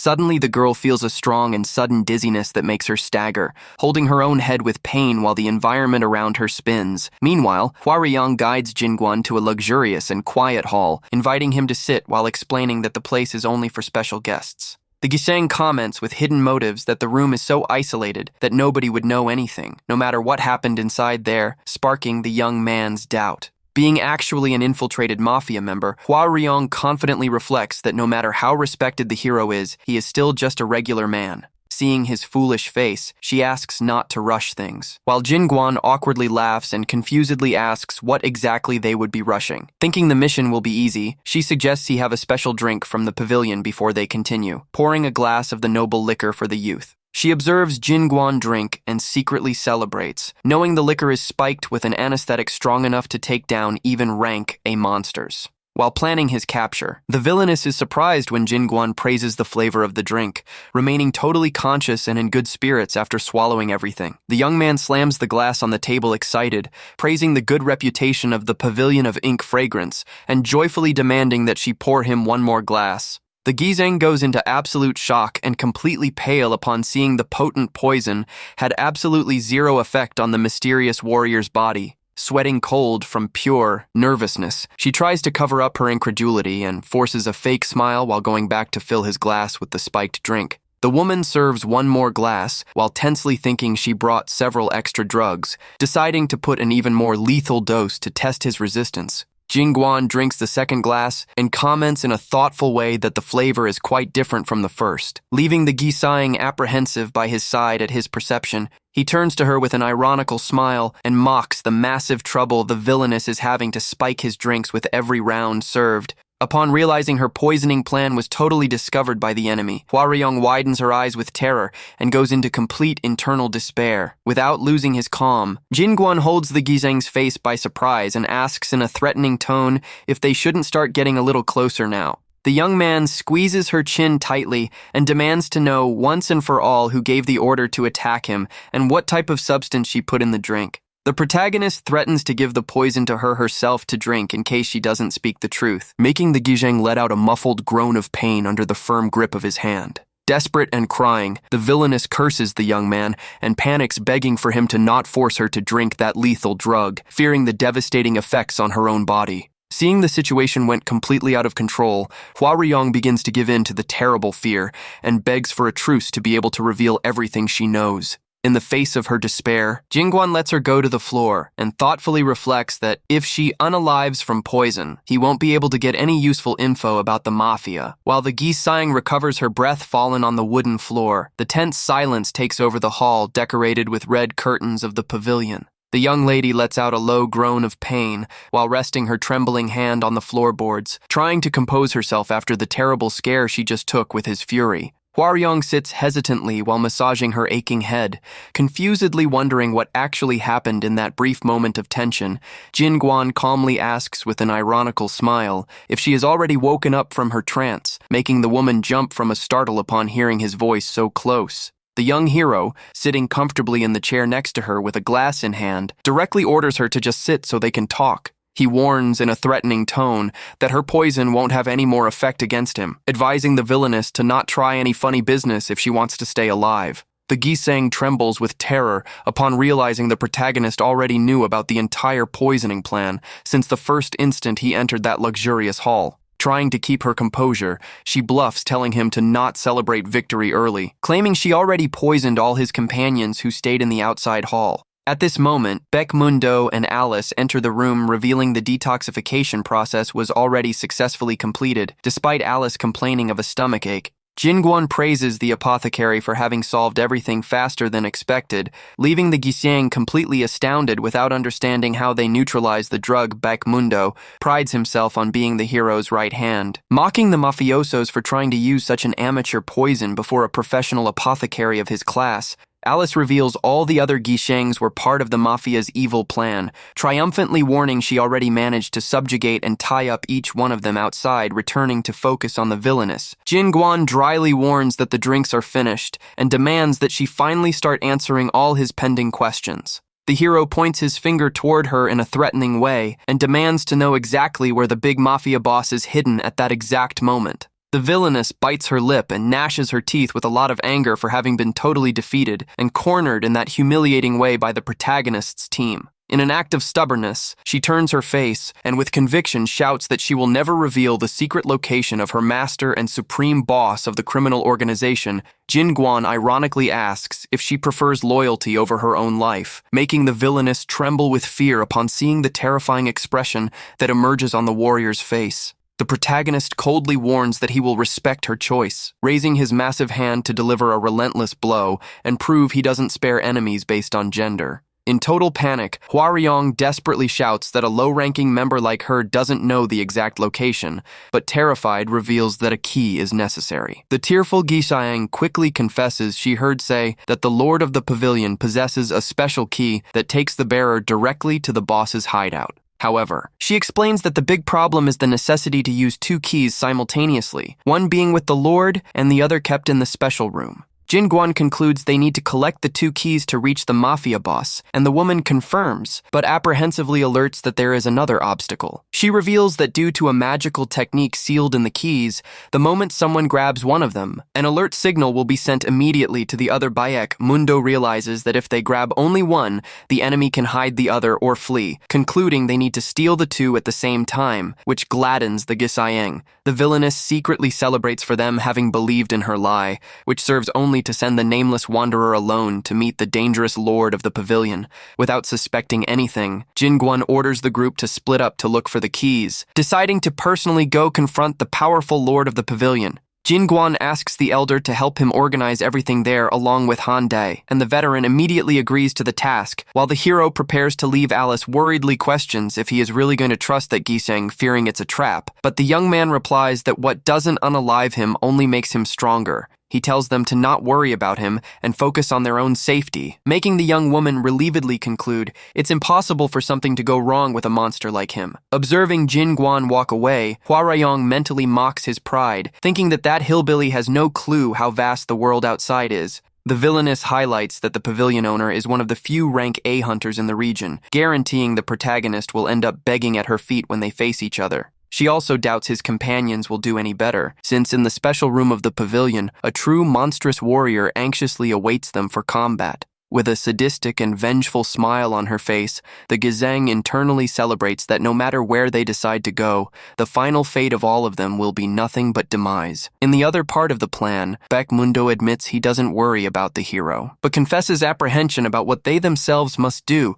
to deal with the dangerous special room. The apothecary says to not worry because he just had a great idea, sparking a terrible bad feeling in the old man upon seeing that mischievous smile stamped on his face in the pavilion's special room. The mafia guards find the sudden arrival of visitors strange and irritably ask who was responsible for requesting gizaengs for the place. A soft voice replies from the hallway, warning that nobody needed to call them. Alice appears disguised under the fake name of Cho Rayong, explaining with a sweet and feigned smile that they came on their own just to serve them in the best way. The guard blushes and says he cannot refuse such kindness from such beautiful ladies, but intrigued, asks if only the two came to accompany the group of men in the room.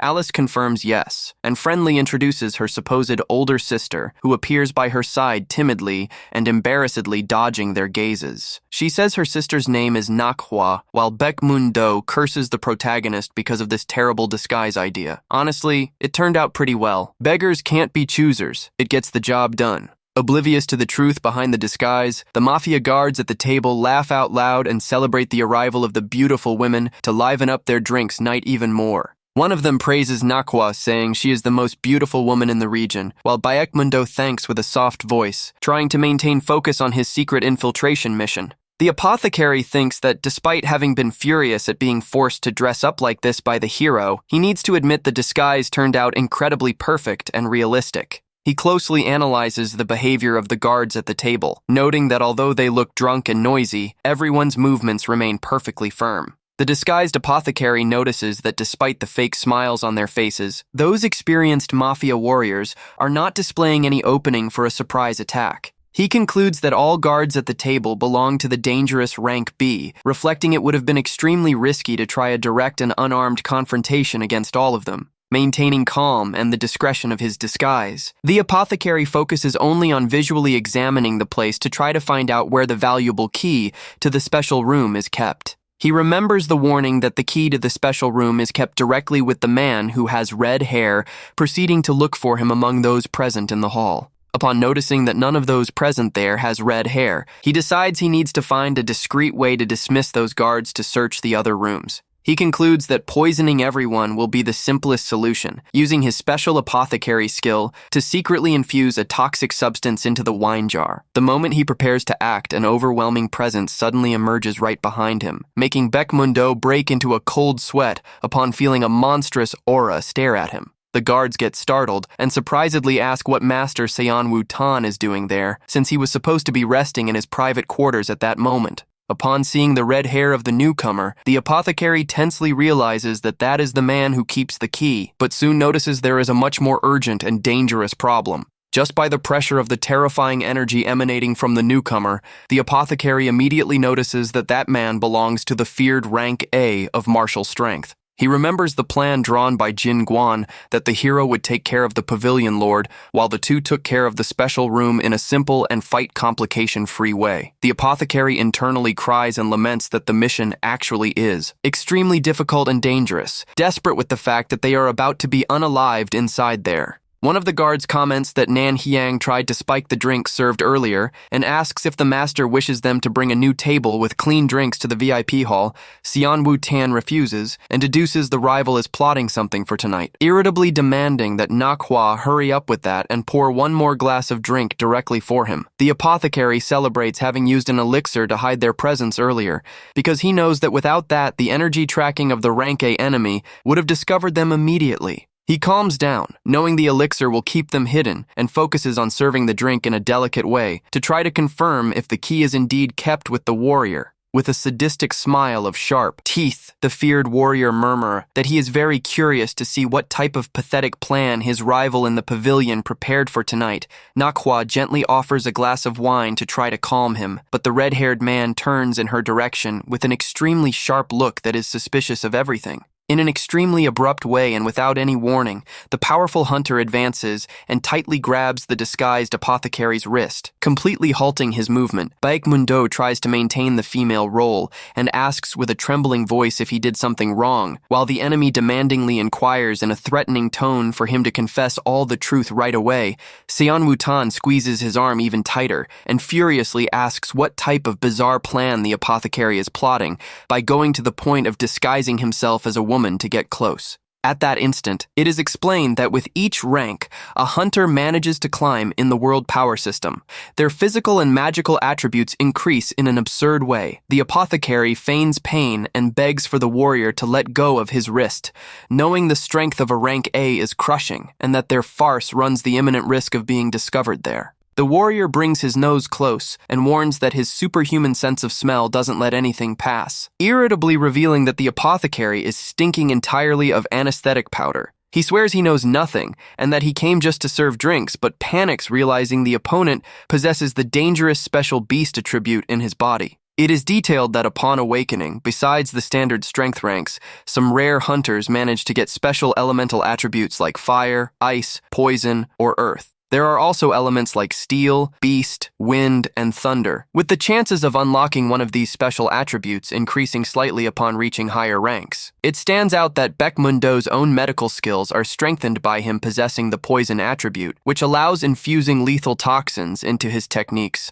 The powerful Xian Wutan, who possesses the special beast attribute to amplify his 5 bodily senses, squeezes Manhwa's neck and demands that he stop lying. The apothecary tries to apologize, saying he must have spilled the spiked drink on his own clothes by accident, desperately thinking of how to escape that terrible jam. The warrior irritably asks if she really expects him to swallow that lame excuse, while Alice watches the scene in the background tense and gulping hard from pure dread. Suddenly, Alice simulates being very sick and vomits a colorful liquid directly into the powerful Xian Wutan's face, completely interrupting his aggression. One of the thugs is totally in shock and desperately tries to apologize, explaining that the girl just downed the whole drink too fast all at once. Alice feigns a tremendous dizziness, saying the entire room is spinning, making Baekmundo relievedly think that at least the drink fell only on the villain's face. Extremely disgusted and furious, the rank A warrior wipes his face and shouts with hatred for them to immediately take that filthy and pathetic girl out from front of him. The scene shows the high-heeled shoes of the 2 fake Gisengs quickly moving away from the VIP room while they walk back down the long wooden hallway. Baekmundo laments they left empty-handed, tensely commenting that he doesn't know how to face the hero, but then ponders if they shouldn't just be grateful for having survived. With a mischievous smile, Alice tells the apothecary to not worry because their lives weren't the only thing she managed to save during all that mess. He asks, surprised, if she wasn't really drunk, and the hunter lady reveals all proudly that it was just a theatrical performance to clear any type of suspicion. She shows she managed to steal a bag directly from the pocket of the feared Ranka enemy, leaving the apothecary totally speechless and shocked at that feat. She playfully explains she took the little bag from his chest pocket, confidently stating that the valuable key to the hideout must be kept right there inside the fabric. Baekmundo stares at the young woman with an expression of shock mixed with admiration, still incredulous at the fact that a rank D hunter stole from a rank A warrior. He remembers having complained before about how they would have to work with a rank D, stammering in an awkward way upon being questioned by Jin Guan if he didn't like the result.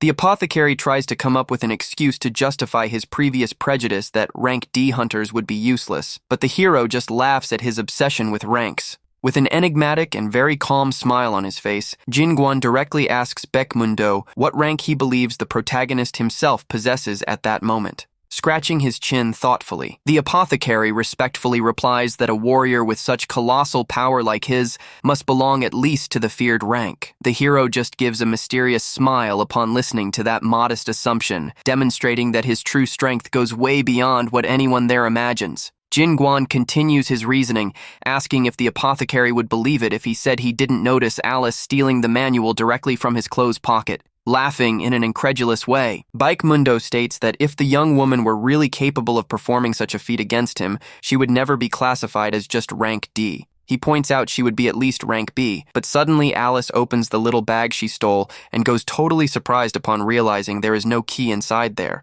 Meanwhile, in the VIP room, Xian Wutan analyzes his own empty pocket with a tense and enraged look upon realizing the girl actually managed to rob him without him noticing. Baekmundo asks, surprised to Alice, if she triggered that vomit just to save him from the enemy's clutches, alerting that she ran a gigantic risk of demise. With a serious look, the young hunter lady directly asks if he got upset for being saved by her, and the apothecary blushes awkwardly, denying that that is the case. She recalls that by the law of the Yanmu Hunters underworld, their guild of criminals and her team should be considered as sworn mortal enemies. Alice admits the apothecary is an annoying rival that makes one want to hit him always, but guarantees she could never let someone perish in front of her without doing anything. With a serene and focused look, the young woman completes her thought, revealing she acted that way because she has total certainty that if it were the protagonist in that situation, she smilingly guarantees that the hero surely would have done exactly the same to save the life of anyone who was passing through such great danger. She excitedly asks if the apothecary found her reason cool, leaving Baekmundo completely speechless and surprised at that such pure and heroic mindset.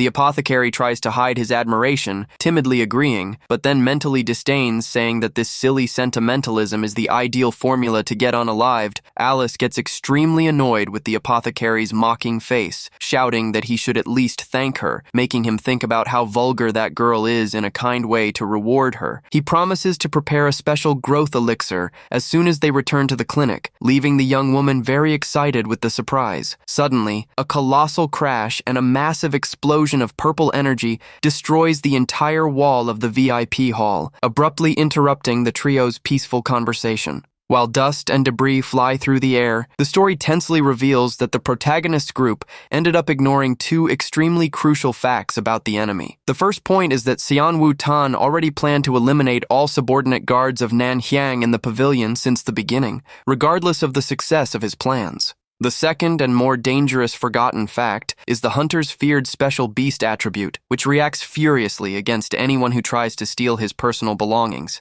Users of the beast attribute are extremely possessive and always mark their items with their own scent, allowing the rank A hunter to locate them with ease. Xian Wutan praises their audacity for managing to deceive his sense of smell for a few moments, licking his lips excitedly for finally having a real and thrilling hunt. The monstrous warrior opens his mouth, letting out an ear-splitting shout of pure joy, eager to kick off his first large and violent human hunt after years of peace. He activates the predator's roar technique that completely paralyzes the prey, causing Baekmundo to feel his legs and his body entirely frozen by the sound. Alice also gasps in despair and cold sweat upon noticing her own body simply locked up from dread, being incapable of performing any movement to defend herself. The moment the enemy advances by surprise to deliver a fatal blow, the apothecary desperately tries to shout for the rank D young woman to flee from there as fast as possible. Xian Wutan delivers an extremely violent and swift claw attack in Alice's direction, cutting the air with a crushing, destructive force right in front of the hunter lady. Baekmundo steps in front and is hit square on by the rival's devastating blow, making Alice desperately shout the apothecary's name upon seeing the blood fly. With a cruel smile, the rank A warrior guarantees the wounded apothecary that he doesn't intend to unalive them immediately, deciding to prolong the pain of that fun hunt. Alice falls to the ground trembling and in shock upon realizing the terrible energy pressure emanated by the rank A opponent is so crushing she can't even breathe.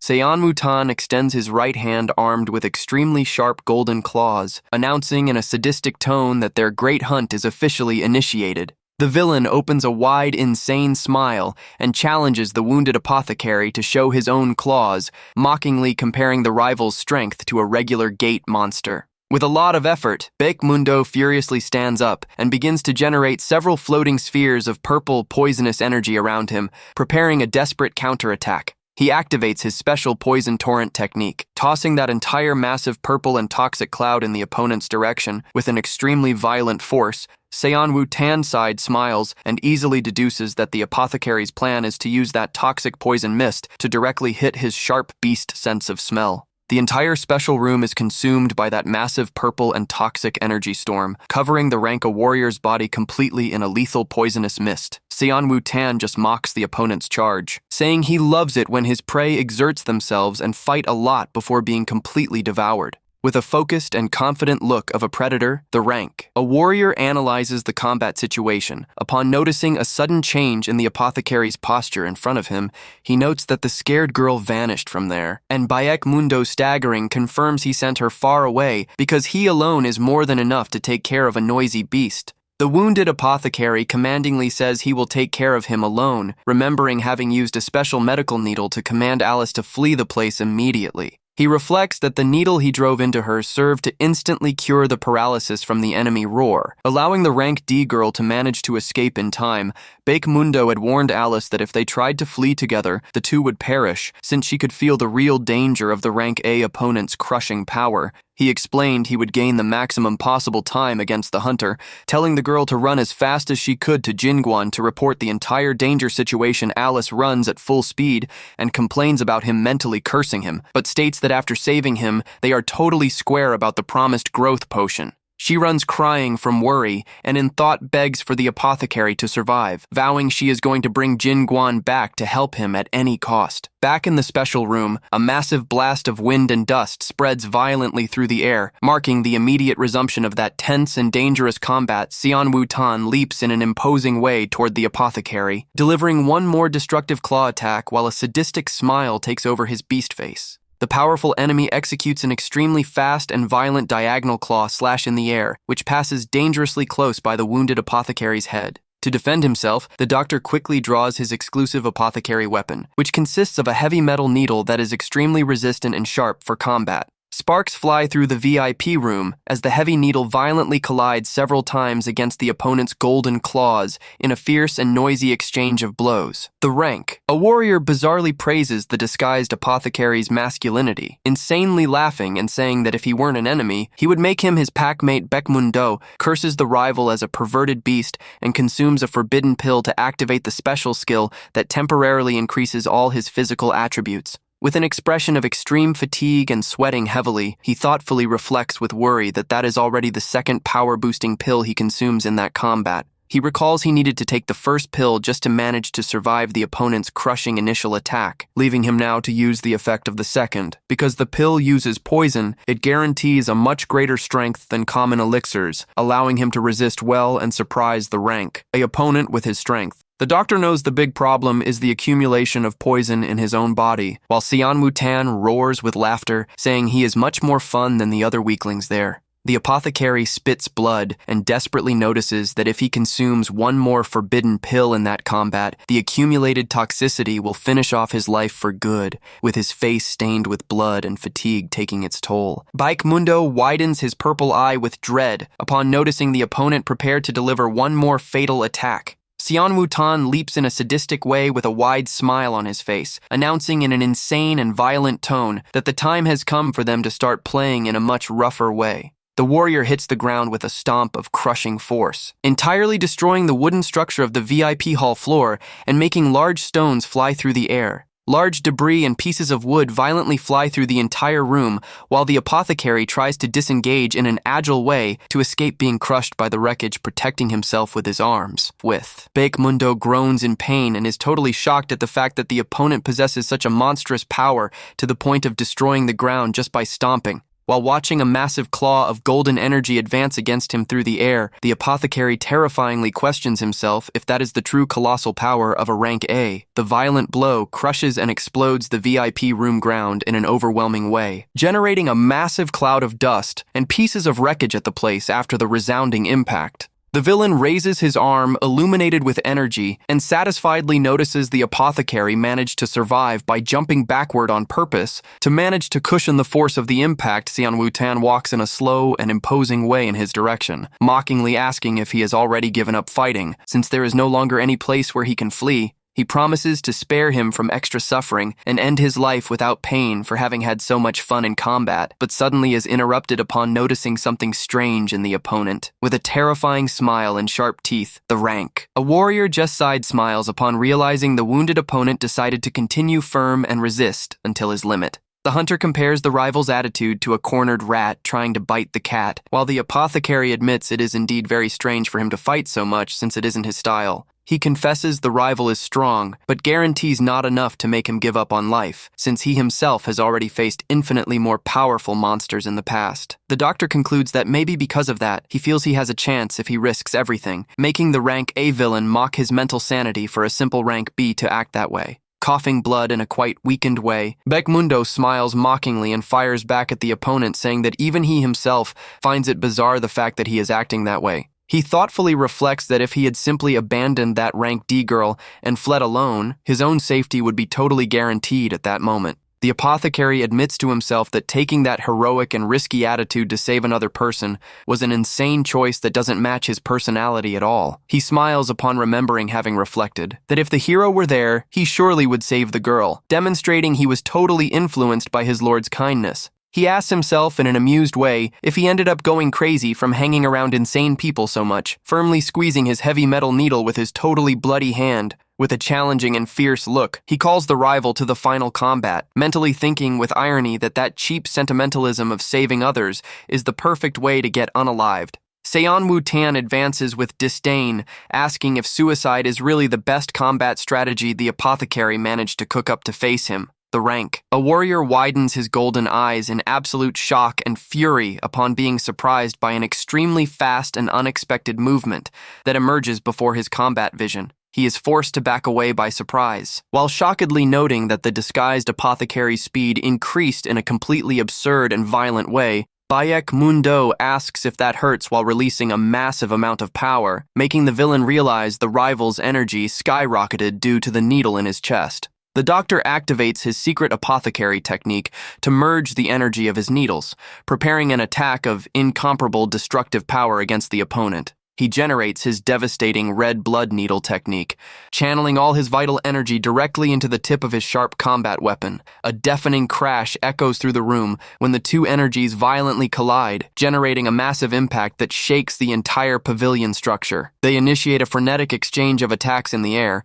moving with so much speed that their silhouettes look like just blurs of energy crossing the room. However, the terrible rank A hunter manages to deliver a swift slash that grazes the side of the wounded apothecary's abdomen in the combat. Xian Wutan insanely laughs upon noting the cut, praising the opponent's astuteness for having hidden those claws and that extraordinary strength for so long, even bleeding heavily. Beckmundo smiles back with provocation and asks the opponent if he is finally starting to get nervous with the fight. The beast warrior denies with shouts and advances again with fury, demanding the rival fight even more to make that human hunt much more fun. The two exchange more violent blows at high speed, relentlessly colliding the golden claws and the heavy needle amidst the mist of dust and destruction. The apothecary groans in pain and desperately notices that time is not on his side, knowing that prolonging that confrontation will only make the poison effect worse. Aware that his own vital energy is rapidly exhausting, he concludes he needs to finalize that life-or-death combat as quickly as possible. Suddenly, the opponent easily dodges and grumbles with total disdain that his movements became a large and disappointing waste of time. He provokes the apothecary, saying it's lamentable to see his techniques become just desperate and aimless, blows the moment he found himself. Cornered, Xian Wutan mocks, asking if the opponent really believed a measly bee sting would be capable of stopping a wild beast's sharp claws. However, the villain suddenly gets startled and confusedly exclaims upon noticing several sharp and shiny needles of purple energy floating around him. Beckmundo stares at him with an extremely cold look and comments with derision that the rival spent the whole time acting as if he were a true indomitable beast. He completes the provocation, saying that for acting like an animal, the rank A hunter surely must possess the limited brain of a beast too. The beast warrior maliciously smiles upon analyzing the situation, realizing the apothecary's secret needle technique really guarantees a surreal power boost. He mockingly highlights that a physical upgrade of that absurd level surely charges a terrible price back, receiving a sincere confirmation from the rival. The story details that the pill activates the lethal poison needle for the heart, injecting a special toxin that forces the body and skills of the user to the absolute limit. However, prolonging the use of this toxic substance in the chest transforms the technique into a weapon of mutual self-destruction that will inevitably unalive the apothecary Bayek Mundo Spit's blood, and tensely reflects that he never imagined he would be forced to resort to this extreme suicidal technique during his entire life. Leaving the rival surprised, the apothecary recalls when Jin Guan asked why he simply didn't use the powerful transformation he had tried to perform before in his medicine clinic. He hesitantly explained to his lord that that special technique can only be activated by consuming mana stones, being an extreme resource for impossible enemies. The apothecary added that he was totally out of crystal stocks, reluctantly admitting there existed just one last desperate combat resource. Before he could finish explaining that the method requires sacrificing one's own life, the protagonist suddenly gave a heavy slap to his head to interrupt him. Jin Guan told him to stop with silly questions since he knew the solution, while the doctor protested, saying the technique literally requires risking life. The youth replied with conviction that a true martial artist must always put life on the line to manage to reach the true top of power in the world. The apothecary just lamented having made that silly question to the master,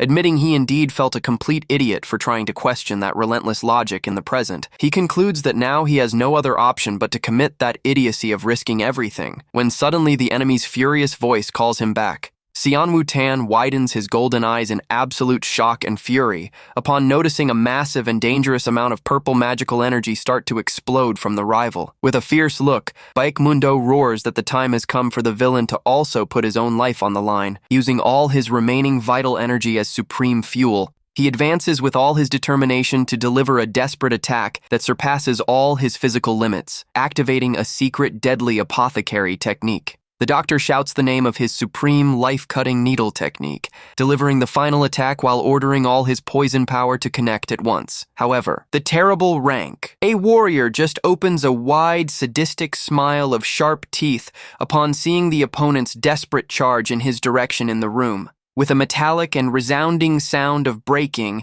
the apothecary's heavy metal needle is totally shattered into several pieces before the rival's brutal counterattack. Baek Mundo widens his eyes in complete shock upon realizing that even sacrificing his whole life, the strength barrier of a rank A hunter is simply insuperable. Xian Wu-tan takes advantage of the opening with his eyes glowing in fury and delivers a devastating claw blow that violently cuts the wounded apothecary's weakened body. The villain roars that no true predator risks life for a simple prey, cruelly activating his wolf hunt technique to finalize the confrontation for good, completely bloody, and with his clothes torn by the attacks. Baek Mundo's weakened body staggers while the blood flows in an abundant way from his injuries. The beast warrior deafeningly roars in the hall, sadistically proclaiming that predators like him simply tear their weak prey from top to bottom. Letting out insane roars of pure hunting fun, he advances at high speed, delivering a fast and violent series of slashes with his sharp metal claws.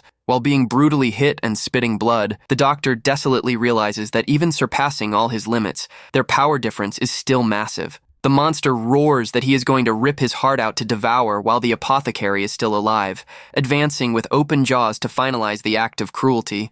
Totally weakened, bloody, and fallen on the room floor, the victim just stares at him with a look full of fury and curses him as a blasted monstrous bastard.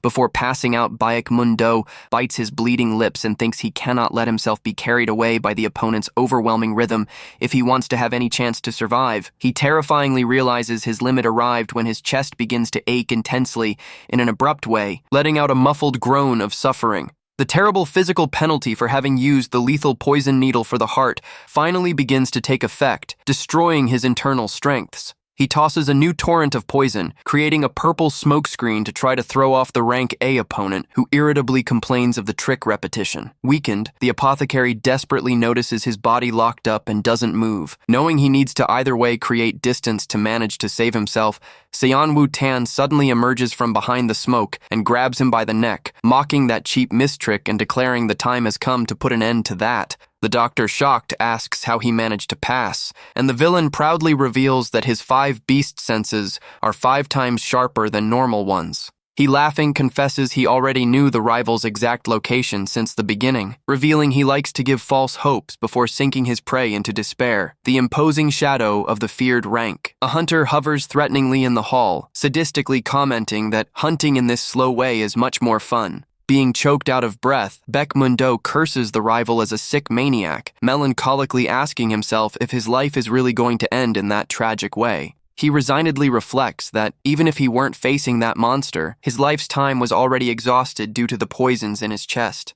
The apothecary laments on the brink of death that, if he knew he would have such a tragic end like this, maybe he should have exerted himself to live a slightly more honest life. He bitterly complains of having spent his whole life deceiving others, and that acting in a correct way at the end didn't bring him any decent financial reward. Despite all the complaints, he admits with a slight smile on his face that having met his young lord was actually one of the best things of his journey. He lovingly recalls the fun moments he spent by Jinguan's side, consoling himself with the fact of having had great experiences at the end of his life. The apothecary also nostalgically recalls the messes he got into, along with the other guild companions, feeling they formed a quite united team. He amusingly remembers the protagonist's funny face, wiping his nose with the greatest peace in the world, laughing at the youth's simplicity in daily life. Back in the present, the doctor lets out a bizarre and incomprehensible shout from the bottom of his throat, making the rank A opponent surprisedly ask if he went crazy from fear. The beast warrior just sadistically licks his lips upon seeing the rival's confused reaction. Preparing to deliver the final attack without any hesitation,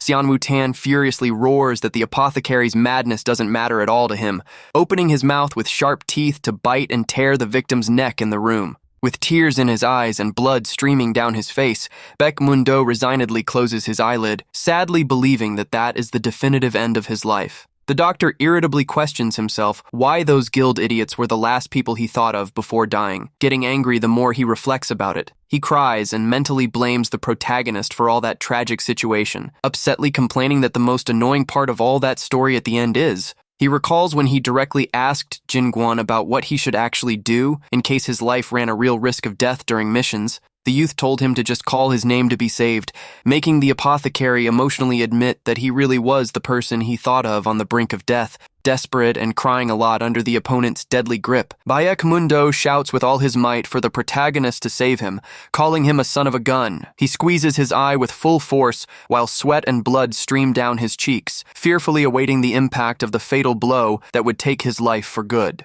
Suddenly, the rank. A warrior stops the attack in the air and widens his golden eyes in absolute shock upon hearing an unexpected insult echo loudly in the hall. Jinguan suddenly emerges holding Xianwu Tan's armed arm, good-humoredly complaining to the apothecary that he had told him to call his name and not insult him. Still under the grip on his neck, the doctor opens his eye and completely incredulously and tremblingly asks if his young master really appeared there to save him. Furious at the interruption, the monstrous rank. A warrior bites and shatters a piece of wood in the middle of his sharp teeth. Snarling against the invader's presence, Xianwu Tan quickly leaps backward to create distance from the protagonist, landing on the ground in an agile and imposing way while wiping dust and blood from his mouth. Being abruptly released by the villain, Baekmundo falls heavily on the VIP room wooden floor, letting out a groan of pain for being extremely weakened and injured. The hero complains about having faced a bloody banquet to save him just to receive insults. Making the apothecary confusedly note the state of his master's face, Jinguan points at the opponent and asks if that is the guy who was mistreating him and Alice, while the doctor is shocked upon realizing his lord's fighting legend. The protagonist walks in a calm and determined way toward the powerful rank A enemy, gently ordering the wounded apothecary to just rest to recover, with swollen cheeks and fight marks on his face. Jinguan displays a fierce smile and promises to show that beast what happens when a monster dares to show its teeth. Drop a like and leave a comment if you want the next part.